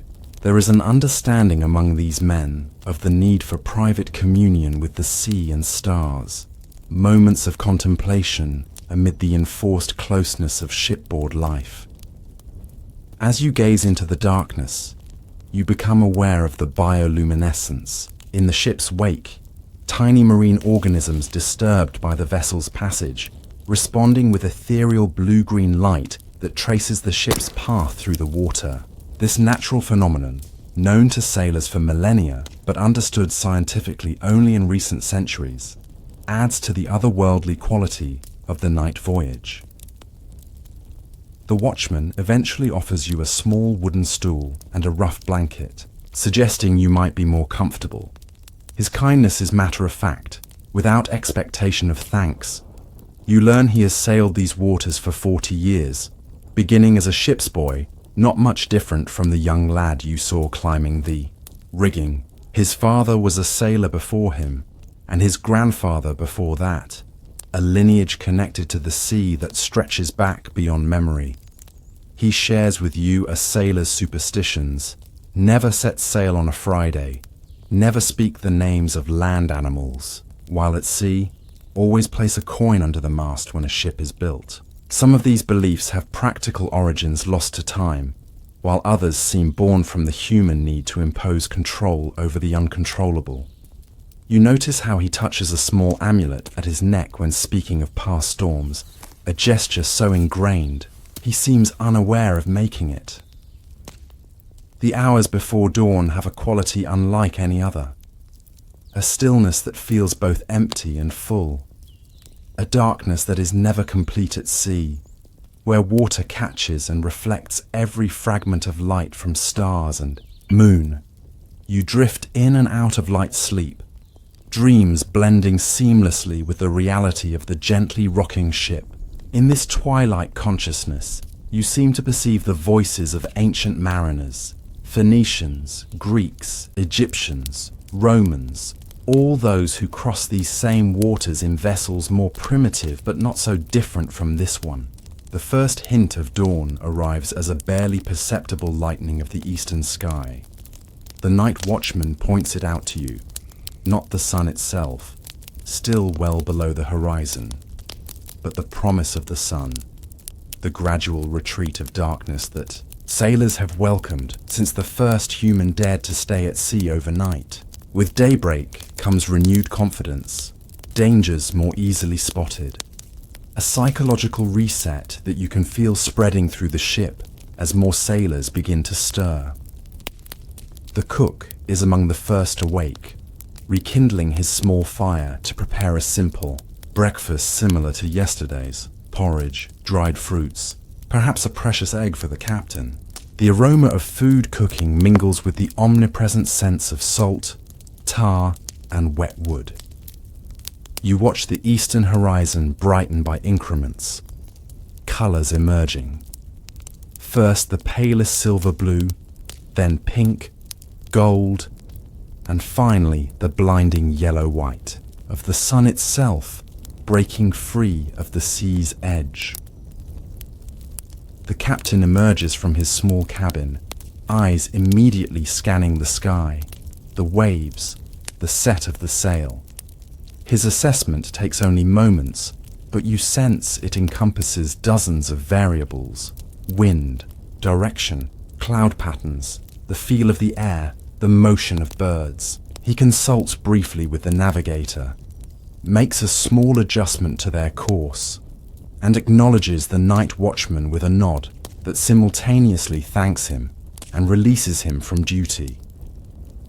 The day's routine begins anew, ropes checked, decks swabbed, with seawater to prevent them drying and cracking in the sun.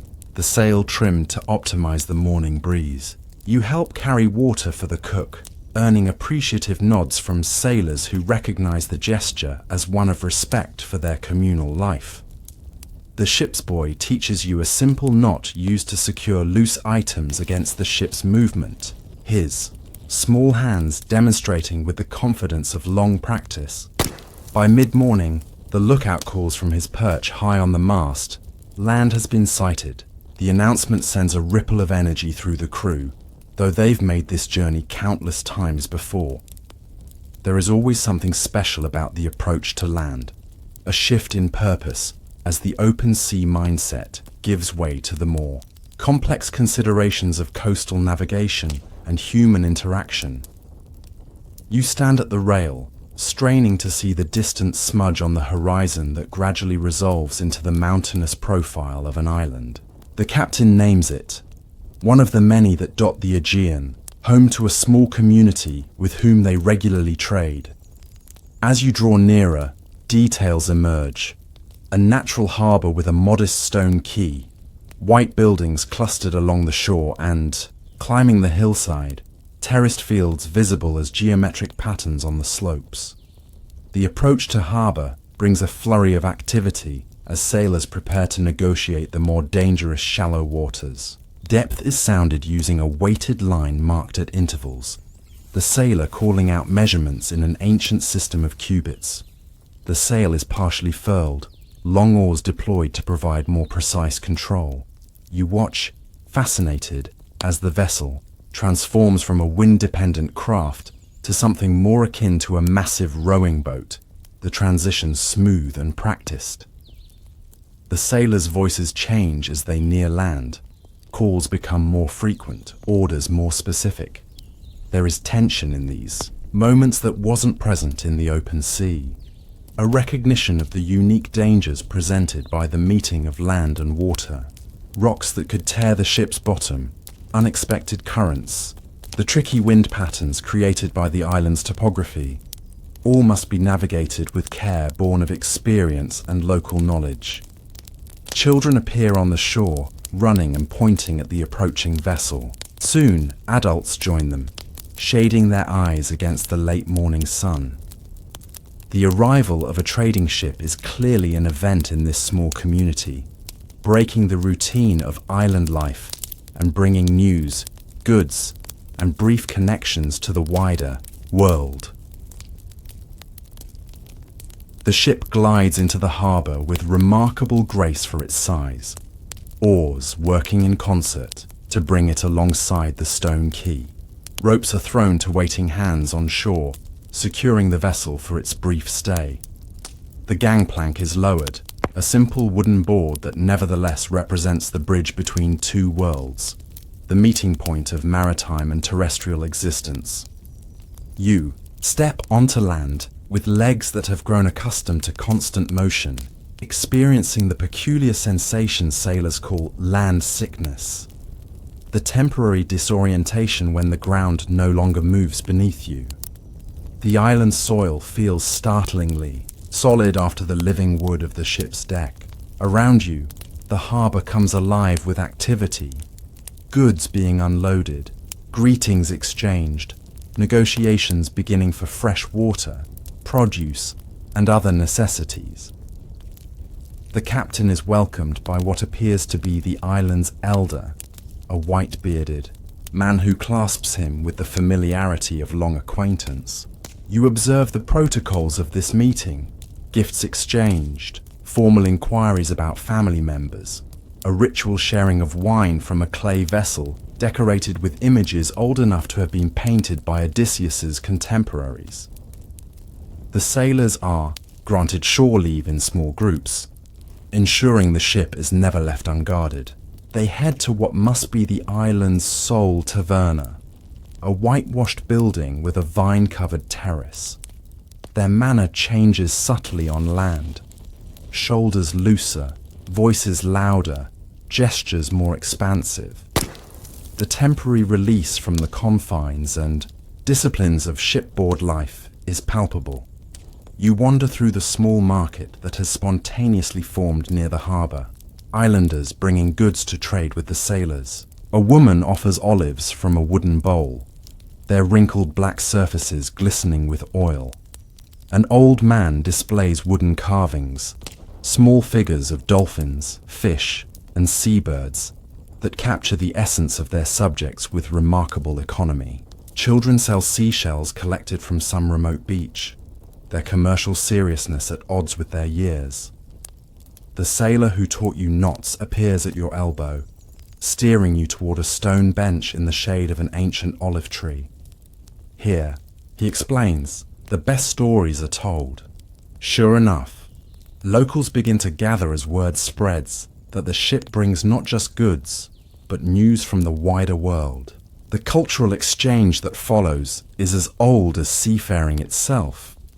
Information traded as valuable currency, relationships maintained across vast distances, the isolation of island life temporarily relieved. You listen as the sailor recounts recent events from Constantinople, embellishing slightly for dramatic effect. The islanders respond with their own tales. A remarkable catch of fish last month, a wedding celebrated with 3 days of dancing, the birth of twins to a family already blessed with many children.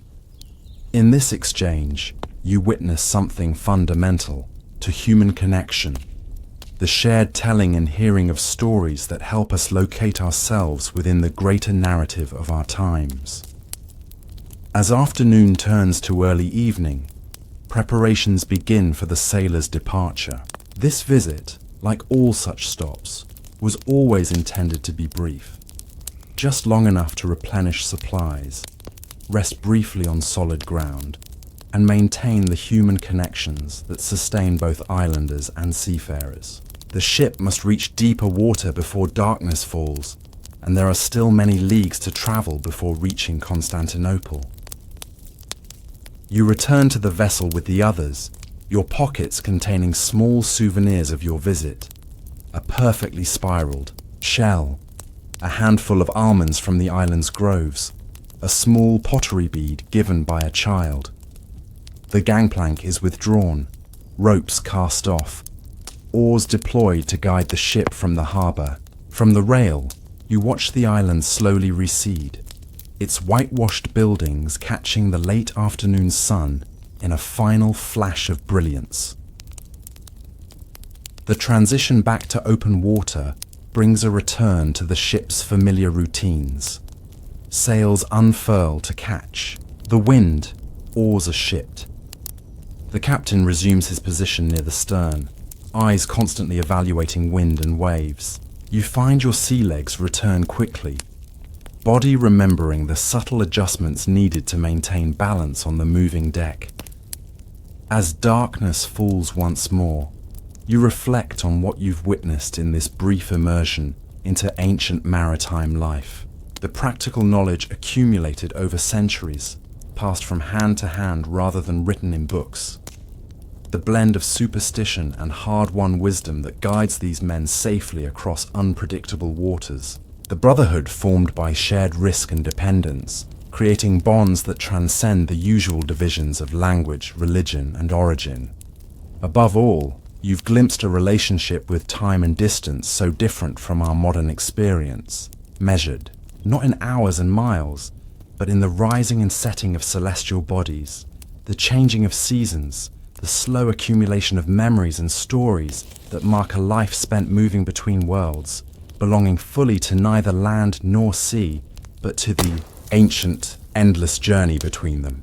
As you stand at the rail, watching moonlight create a silver path across the water that seems to invite travel to otherworldly realms, the captain joins you in silent contemplation. After some minutes, he speaks softly of how the sea connects, rather than divides, how these waters, traversed for millennia, have carried not just goods, but ideas, art, faith, and language between civilizations. In his weather-worn face, you see the accumulated wisdom of countless voyages, a life measured not in years, but in journeys completed and challenges overcome. The night deepens around the solitary vessel, stars reflected perfectly in the calm. See until it becomes difficult to discern where water ends and sky begins. In this moment of perfect liminality, suspended between elements, you understand something essential about the ancient seafarer's soul, the perpetual balance between humility before nature's power and the tremendous courage required to venture beyond sight of land, trusting in skill, knowledge, and the consistent patterns of a universe only partially understood. This moment fades softly now. Let's continue on, deeper into the past. You awaken to the gentle resonance of a bronze gong, its deep vibrations traveling through stone floors and into your body. The sound is not harsh but enveloping, a living thing that fills the chamber where you have slept on a simple reed mat. Darkness is just beginning to yield to the first hint of dawn, and through narrow windows cut into thick stone walls, you can see stars still twinkling in a sky of deepening blue. This is not your time, nor your world, but somehow you are here, a witness to the sacred rhythms of an ancient temple sanctuary. Rising from your sleeping mat, you feel the cool stone beneath your feet. The sensation grounds you in this unfamiliar, yet strangely comforting place. The air carries the lingering sweetness of incense burned the evening before, sandalwood and cedar, with hints of frankincense and myrrh. Your simple linen garment, dyed the pale saffron of devotees, falls loosely about your form as you move toward a small basin of water placed near your sleeping area.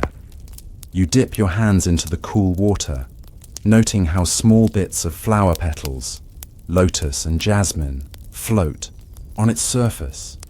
The ritual of morning cleansing is not just practical but symbolic. As you wash your face and hands, the water carries away not just the dust of sleep, but also the spiritual impurities that might have gathered in the night. This is how each day begins in the temple, with purification, with intention. Outside, your chamber, soft footfalls can be heard as others begin to stir. The temple complex is awakening, a living organism of devotion and service. You step through a low doorway into a corridor, illuminated by small oil lamps placed in wall niches. Their flames dance gently in the still air, casting warm golden light that softens the edges of the ancient stone. Other devotees nod silently as they pass, eyes still heavy with sleep, yet carrying an inner alertness that comes from years of spiritual discipline. The temple complex is vast, built over generations by hands long returned to dust. Walls of sandstone rise around courtyards where sacred trees, fig, banyan, and bodhi, spread their protective branches. Ornate carvings cover every surface, telling stories of gods and mortals, of cosmic cycles and human struggles. Your fingers trace a weathered relief depicting dancers frozen in eternal movement, and you marvel at how the stone seems to breathe with its own life after centuries of faithful touch. You follow the growing stream of devotees moving toward the main sanctuary. The procession is unhurried yet purposeful, a slow-flowing river of humanity moving toward its spiritual source. The scent of incense grows stronger, and now you can hear the soft chanting that has begun in the inner chambers. Ancient, syllables that were old when the cornerstone of this temple was laid. Entering the main hall, you feel a shift in the quality of air. It is cooler here, heavy with devotion accumulated over centuries. Massive columns rise toward a ceiling lost in shadow, their surfaces covered in spiraling patterns of lotus flowers and geometric symbols, whose meanings have been passed down through generations of priests and priestesses. Oil lamps by the hundreds illuminate the space, their flames perfectly still in the breathless sanctuary. At the far end sits the temple deity, carved from black stone that seems to absorb and then radiate light in a way that defies natural explanation. The figure is seated in perfect meditation, eyes half closed in an expression of infinite compassion. Though inanimate, there is a presence about the statue that commands the space, not through domination, but through the perfect embodiment of peace. You find a place among the devotees on reed mats, spread across the polished stone floor, settling into a cross-legged position that will soon become uncomfortable for your modern accustomed body. You nonetheless feel a curious rightness in the posture. Your spine aligns naturally, your hands find their place in your lap, and your breathing begins to synchronize with those around you. The chief priest emerges from a side chamber. Unlike the elaborate religious figures of later eras, he wears simple garments distinguished only by subtle details of embroidery that mark his station. His head is shaved, his feet bare, and around his neck hangs a single pendant, a symbol whose meaning transcends the boundaries between this ancient faith and those that would follow. He carries a small copper vessel of water and a bundle of fresh herbs. The morning ritual begins without announcement or fanfare, flowing naturally like water finding its course down a familiar riverbed. First comes the purification of the sanctuary, the priest moving slowly around the perimeter, sprinkling sacred water with the herb bundle.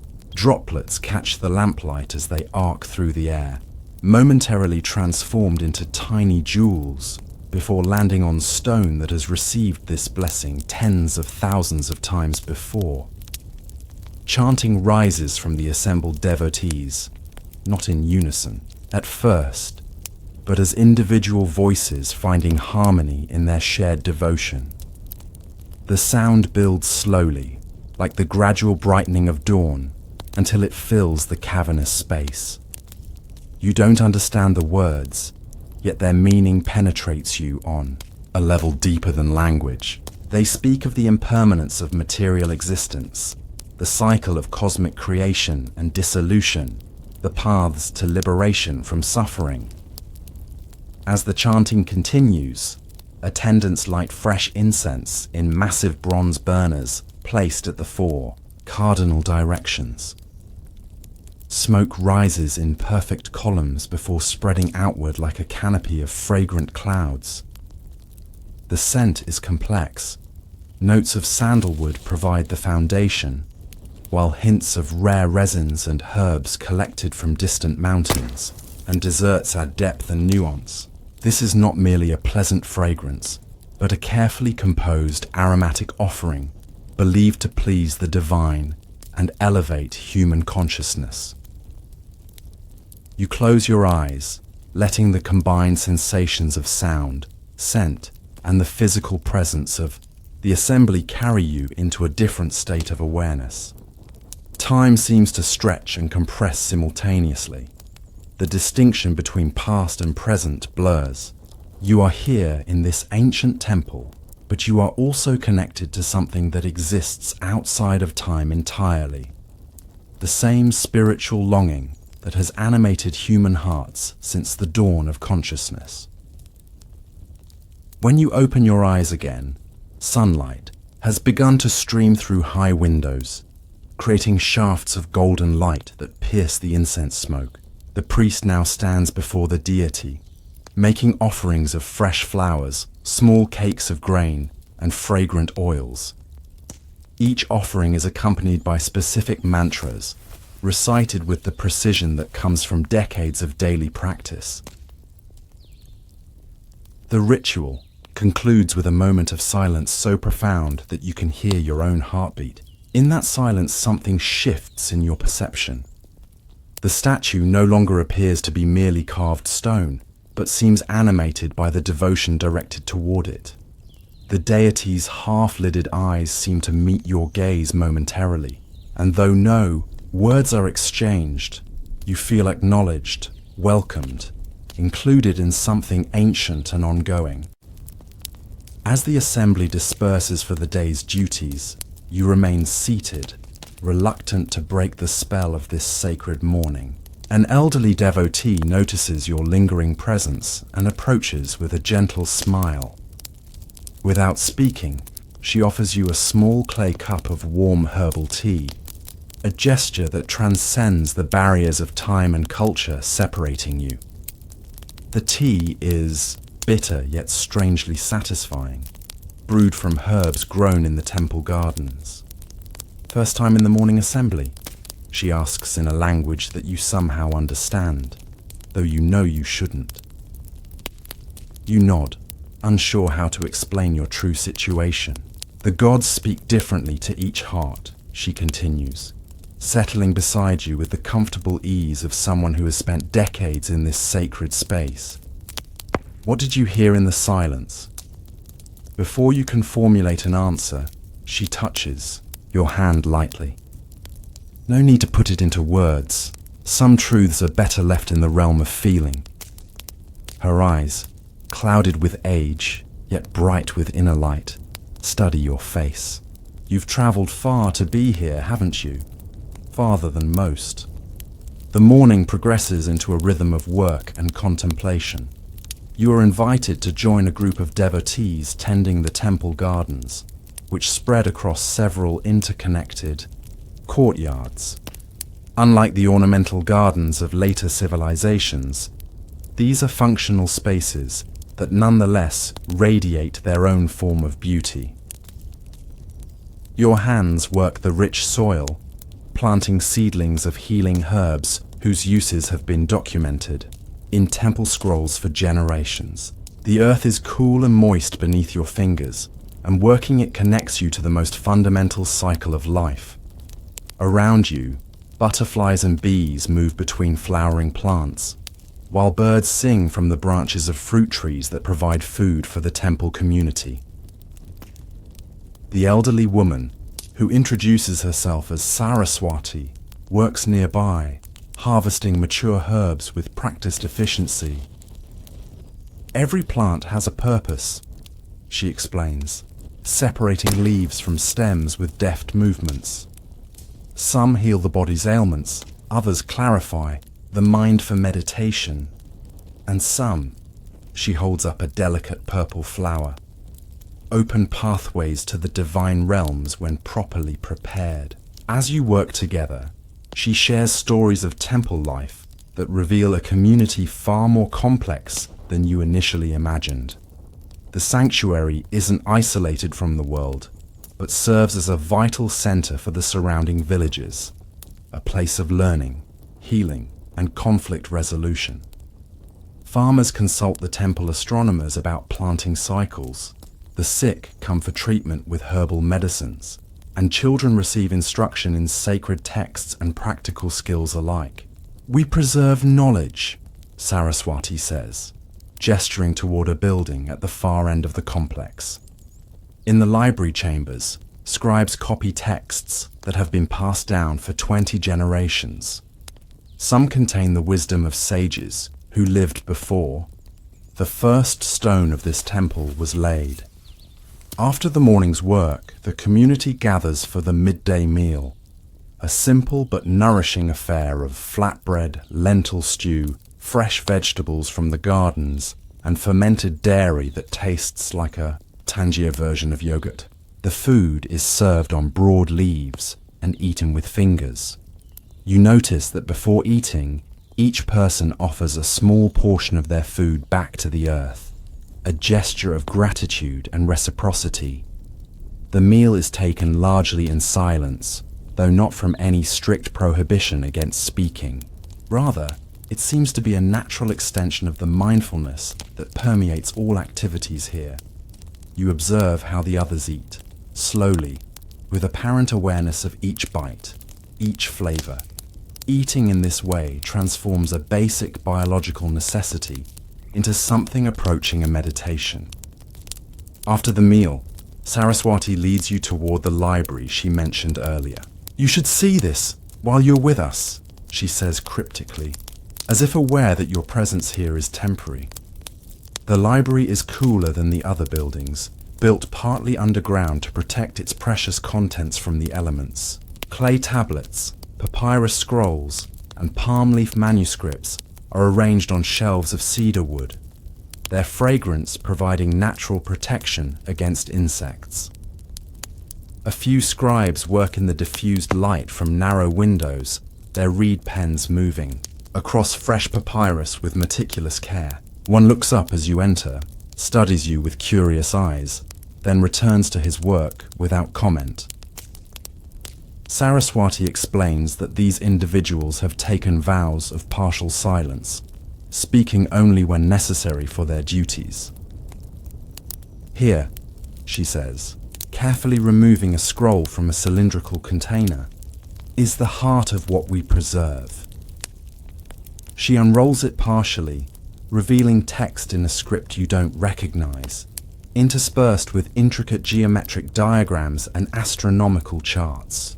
These are the calculations that allowed our ancestors to predict the movements of stars and planets, the coming of seasons, the times of planting and harvest. But they are more than mere practical tools. They reveal the underlying patterns of creation itself. She shows you other texts, medical treatises documenting hundreds of plant remedies with their preparations and applications, philosophical dialogues exploring the nature of consciousness, poetry that attempts to capture ineffable spiritual experiences in the imperfect vessel of language. The scope of knowledge preserved here challenges any simplified notion you might have had about ancient wisdom. Most who come to the temple see only the rituals, the incense, the offerings, Saraswati says softly. They don't realize that beneath these outer forms lies a systematic exploration of reality that has continued unbroken for centuries. The rituals are not superstition. They are technologies for altering consciousness, tested and refined by generations of practitioners. The afternoon brings a different rhythm to temple life. While some continue their scholarly or administrative duties, others gather in small groups for instruction in various contemplative practices. Saraswati guides you to a secluded courtyard, where a middle-aged priest sits with several students, beneath the spreading branches of a Bodhi tree. This is Advaita, she introduces you. He will show you a practice that might be useful on your journey.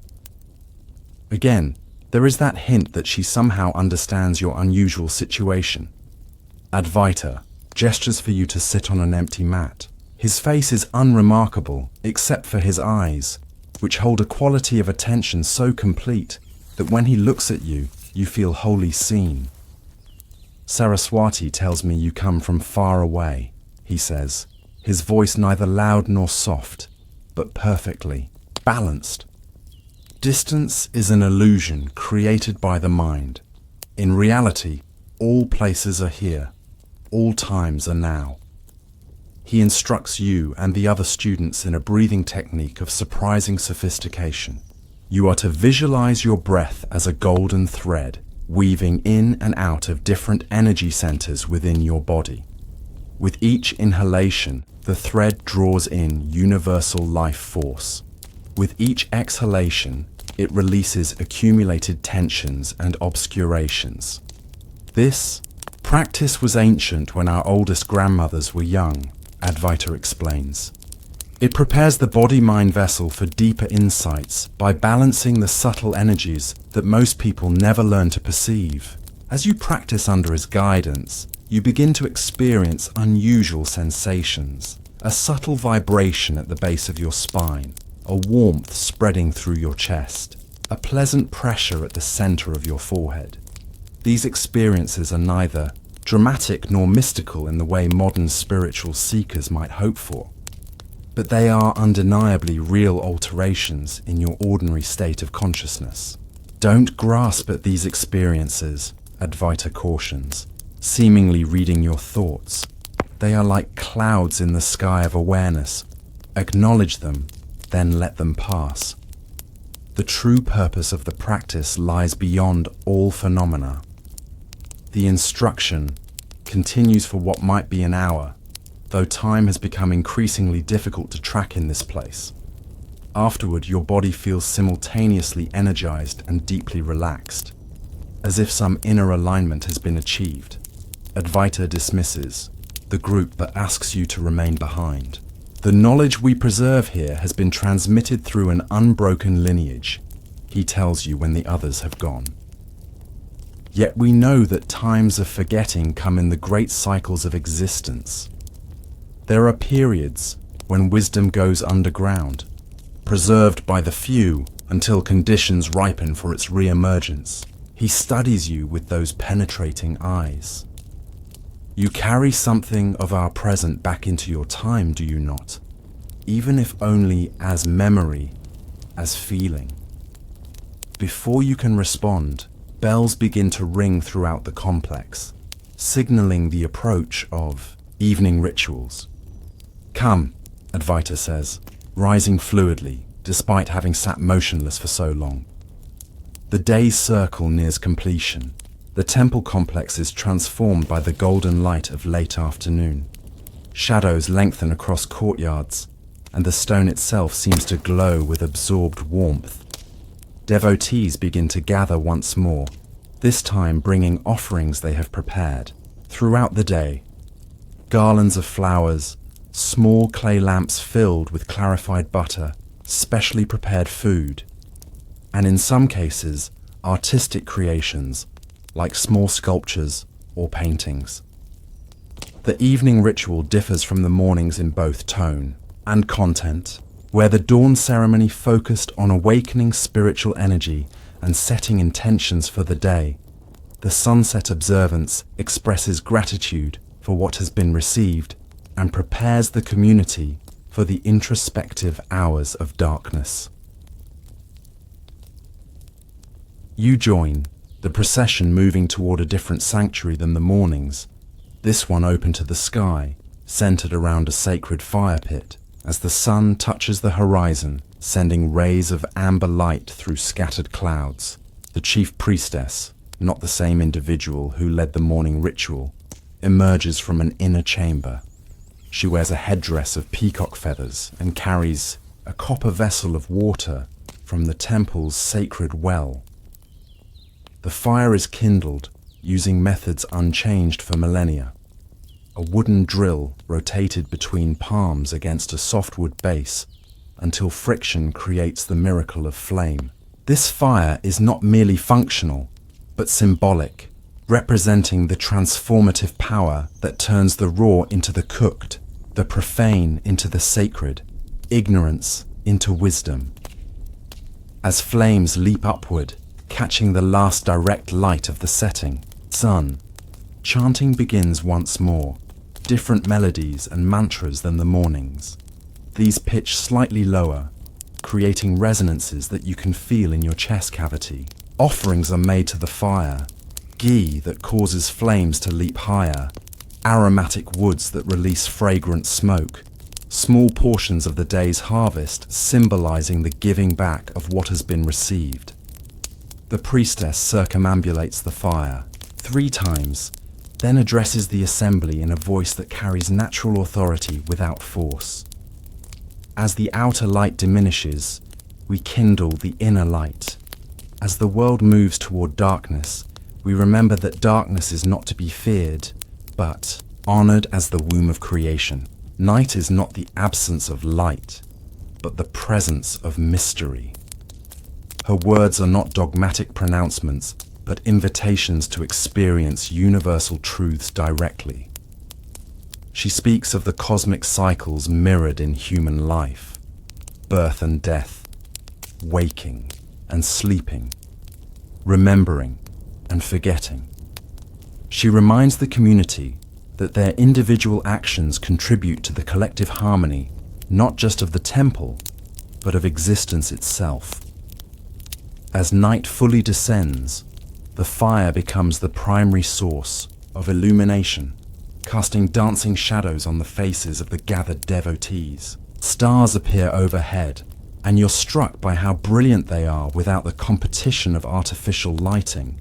A vast cosmic ocean of light points that modern humans rarely experience in its full glory. The formal ritual concludes. but many, remain seated around the fire. An elderly man produces a stringed instrument somewhat resembling a rudimentary lute. He begins to play, fingers moving with surprising dexterity across the strings, creating a hypnotic melody that seems to weave between the crackling sounds of the fire. Others begin to sing, not formal religious chants now, but folk songs that tell stories of gods and heroes, of great floods and cosmic battles, of love affairs between deities and mortals. You recognize the seeds of myths that will evolve and spread across civilizations yet to be born.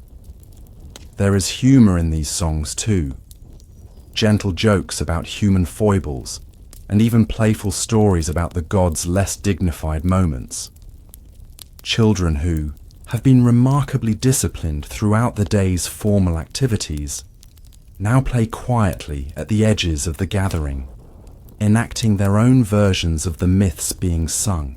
The boundaries between ritual and ordinary life, between sacred and secular, seem more permeable here than in later religious traditions. Saraswati finds you again, offering a warm drink infused with herbs that taste of mint and something else you cannot identify. Night is when the veil thins, she says cryptically, settling beside you. When dreams and visions come more easily, when the ancestors draw near to whisper their wisdom. As if on cue, an older priest begins to speak, not in the formal language of ritual, but in the cadence of a storyteller.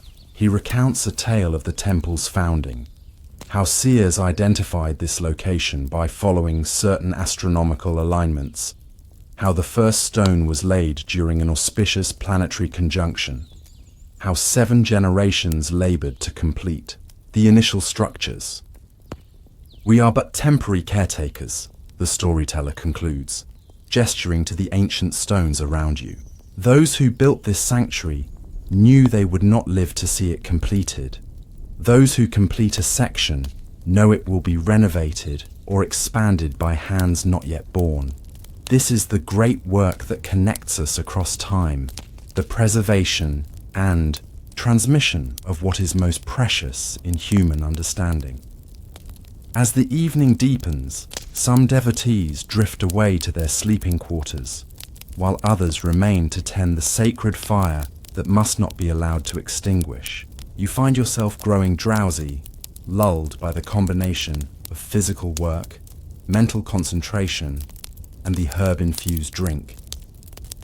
Saraswati notices and gently suggests it is time for rest. She leads you back to your simple chamber, now illuminated by a single oil lamp. Sleep comes not as unconsciousness here, but as a different mode of awareness, she tells you. As you close your eyes, hold the intention to remain mindful even as your body rests. The ancient texts speak of 4 states of consciousness: waking, dreaming, deep sleep, and a 4th that encompasses yet transcends the other 3. Perhaps you will glimpse this 4th state before your journey continues. Left alone, you settle onto the reed mat that serves as your bed. Despite its simplicity, your body, tired from the day's activities, and perhaps accustomed now to this place outside of time, finds it surprisingly comfortable. The single lamp flame casts gentle shadows on the wall, shadows that seem to move, with a life of their own as sleep approaches. Your final thoughts before drifting off are not of the spectacular or the dramatic aspects of temple life, but of its profound ordinariness, the careful attention given to small daily acts, the integration of spiritual practice with practical necessities, the seamless flow between individual development and community welfare. There is something here, you realize, that has been largely lost in the fragmented, compartmentalized existence of the modern world. In your dreams that night, boundaries dissolve completely. You are simultaneously yourself and not yourself, Here, and elsewhere, now and then, you see the temple as it was being built, stones being laid with ritual precision. You see it in full glory, at the height of its influence when pilgrims travelled for months to receive the wisdom preserved within its walls. You see it in decline, partially abandoned during times of war or famine, yet with a small core of dedicated practitioners maintaining the essential traditions. You see it in ruins, reclaimed by jungle, yet still holding a trace of the sacred energy accumulated over centuries of devotion. And somehow, in this dream state that feels more lucid than ordinary waking consciousness, you understand that the temple exists beyond its physical form, that its true essence is the lineage of direct experience transmitted from teacher to student, the methods of inner transformation preserved not just in texts, but in the very consciousness of those who have fully embodied the teachings. You awaken to the first hint of dawn and the distant sound of the temple gong once more. For a moment, you lie perfectly still, absorbing the profound sense of connection that your dream has left you with. There is a knowing beyond words that what you have experienced in this ancient sanctuary continues to exist as a living current accessible to those who learn how to attune themselves to it. Rising, you find fresh water in your basin, but Saraswati is not there to guide you today. Somehow, you understand that this means your time in the temple is drawing to a close. You perform the morning ablutions with a new sense of their significance, not as mere routine, but as an act of intention, of preparation for conscious engagement with existence. When you enter the main sanctuary for the morning ritual, everything appears as it did the previous day. Yet your perception has shifted. You notice subtle details previously overlooked.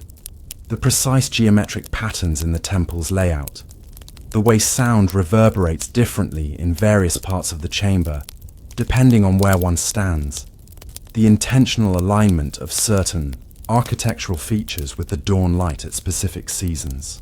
The chief priest acknowledges you with a slight nod as he passes, a gesture that somehow conveys both recognition of your temporary status in this community and acceptance of your presence as perfectly natural within the greater patterns of existence. The morning ritual unfolds with the same measured pace, yet you experience it differently now, less as an observer and more as a participant in something that transcends the boundaries of the specific time and culture in which it is embedded. As the assembly disperses following the conclusion of formal observances, you find yourself drawn to a small side chapel you hadn't noticed before. The space is circular, with a domed ceiling painted with constellations that you recognize despite their archaic rendering. At the center stands a simple stone pillar, carved with spiral patterns that seem to shift subtly as you gaze at them. Advaita is there, seated in meditation, though he opens his eyes as you enter. "Ah," he says simply, as if he has been expecting you. "You have found the chamber of transitions." "Transitions?" you ask, your voice sounding strange to your ears after the previous day's periods of silence. "Between states of being, between times, between worlds," he replies, gesturing for you to sit opposite him with the stone pillar between you. "This is where we honor the thresholds, the liminal spaces where transformation becomes possible." He guides you through a meditation different from the previous day's practice. This one focuses on the breath, not as a means of energy circulation, but as a bridge between different levels of reality. With each inhalation, you are to draw in the essence of this temple sanctuary. With each exhalation, you are to carry that essence forward into whatever awaits beyond your time here. The body is temporary, knowledge is transferable, but wisdom is eternal, Advaita tells you. What you have glimpsed here exists independent of these stones, these rituals, even these teachings. It is the perennial current that runs beneath the surface of human experience, occasionally breaking through in different times and places, wearing different garments, but always recognizable to those with eyes to see. As you continue the breathing practice, the stone pillar between you seems to become transparent, revealing a spiraling vortex of light that both draws you in and expands outward infinitely. Your sense of bodily location begins to shift. You are here in this ancient temple, but you are simultaneously elsewhere, as if your consciousness has become untethered from its usual moorings. Advaita's voice seems to come from both outside and inside your mind. The ancestors knew what modern humans often forget, that time is not a straight line but a spiral, that what appears to be separation is merely the play of forms on the surface of an undivided wholeness. You return now to your place in the spiral, carrying this seed of remembrance. The chamber begins to fill with a soft golden light that seems to emanate from nowhere and everywhere. The stone walls appear increasingly insubstantial, as if they are composed more of light than matter. Advaita's form too begins to shimmer and transform, revealing itself as a temporary coalescing of light and consciousness, rather than a solid, permanent entity. We are not saying farewell, his voice continues, for in the deeper reality, there is no coming or going, only the eternal, present in which all experiences arise. What you call memory of this place is actually recognition of what is always already present. The chamber, Advaita, and your own body seem to dissolve into particles of light, yet paradoxically, you feel more present, more real than before. There is a moment of perfect stillness in which all dualities, past and future, self and other, ancient and modern, are reconciled in a unity that cannot be adequately described in language designed for a world of separate objects. And then, gently, you feel yourself being drawn back, away from the temple sanctuary, away from that ancient world with its rhythms of devotion and its technologies of consciousness. The transition is not abrupt but gradual, like the slow awakening from a dream that was more real than ordinary waking life.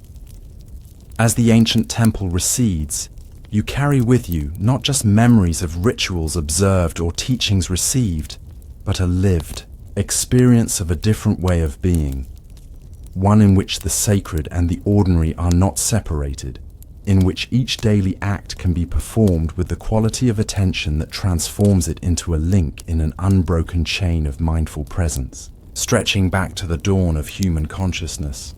This moment fades softly now, but the wisdom of the temple sanctuary remains, a quiet presence at the core of your being that can be accessed whenever you return to that quality of attention, that mode of perception that sees the extraordinary within the ordinary, the sacred within the seemingly mundane. The ancient is not truly past, but continues to live as a dimension of the ever-present now, accessible through the portal of your own awakened awareness. Thank you for spending this quiet time with us, drifting through forgotten echoes of history. If this story brought you peace, please like, subscribe, and share it with someone who needs rest. We'd love to hear from you in the comments below. Until next time, sleep well, dream softly, and good night.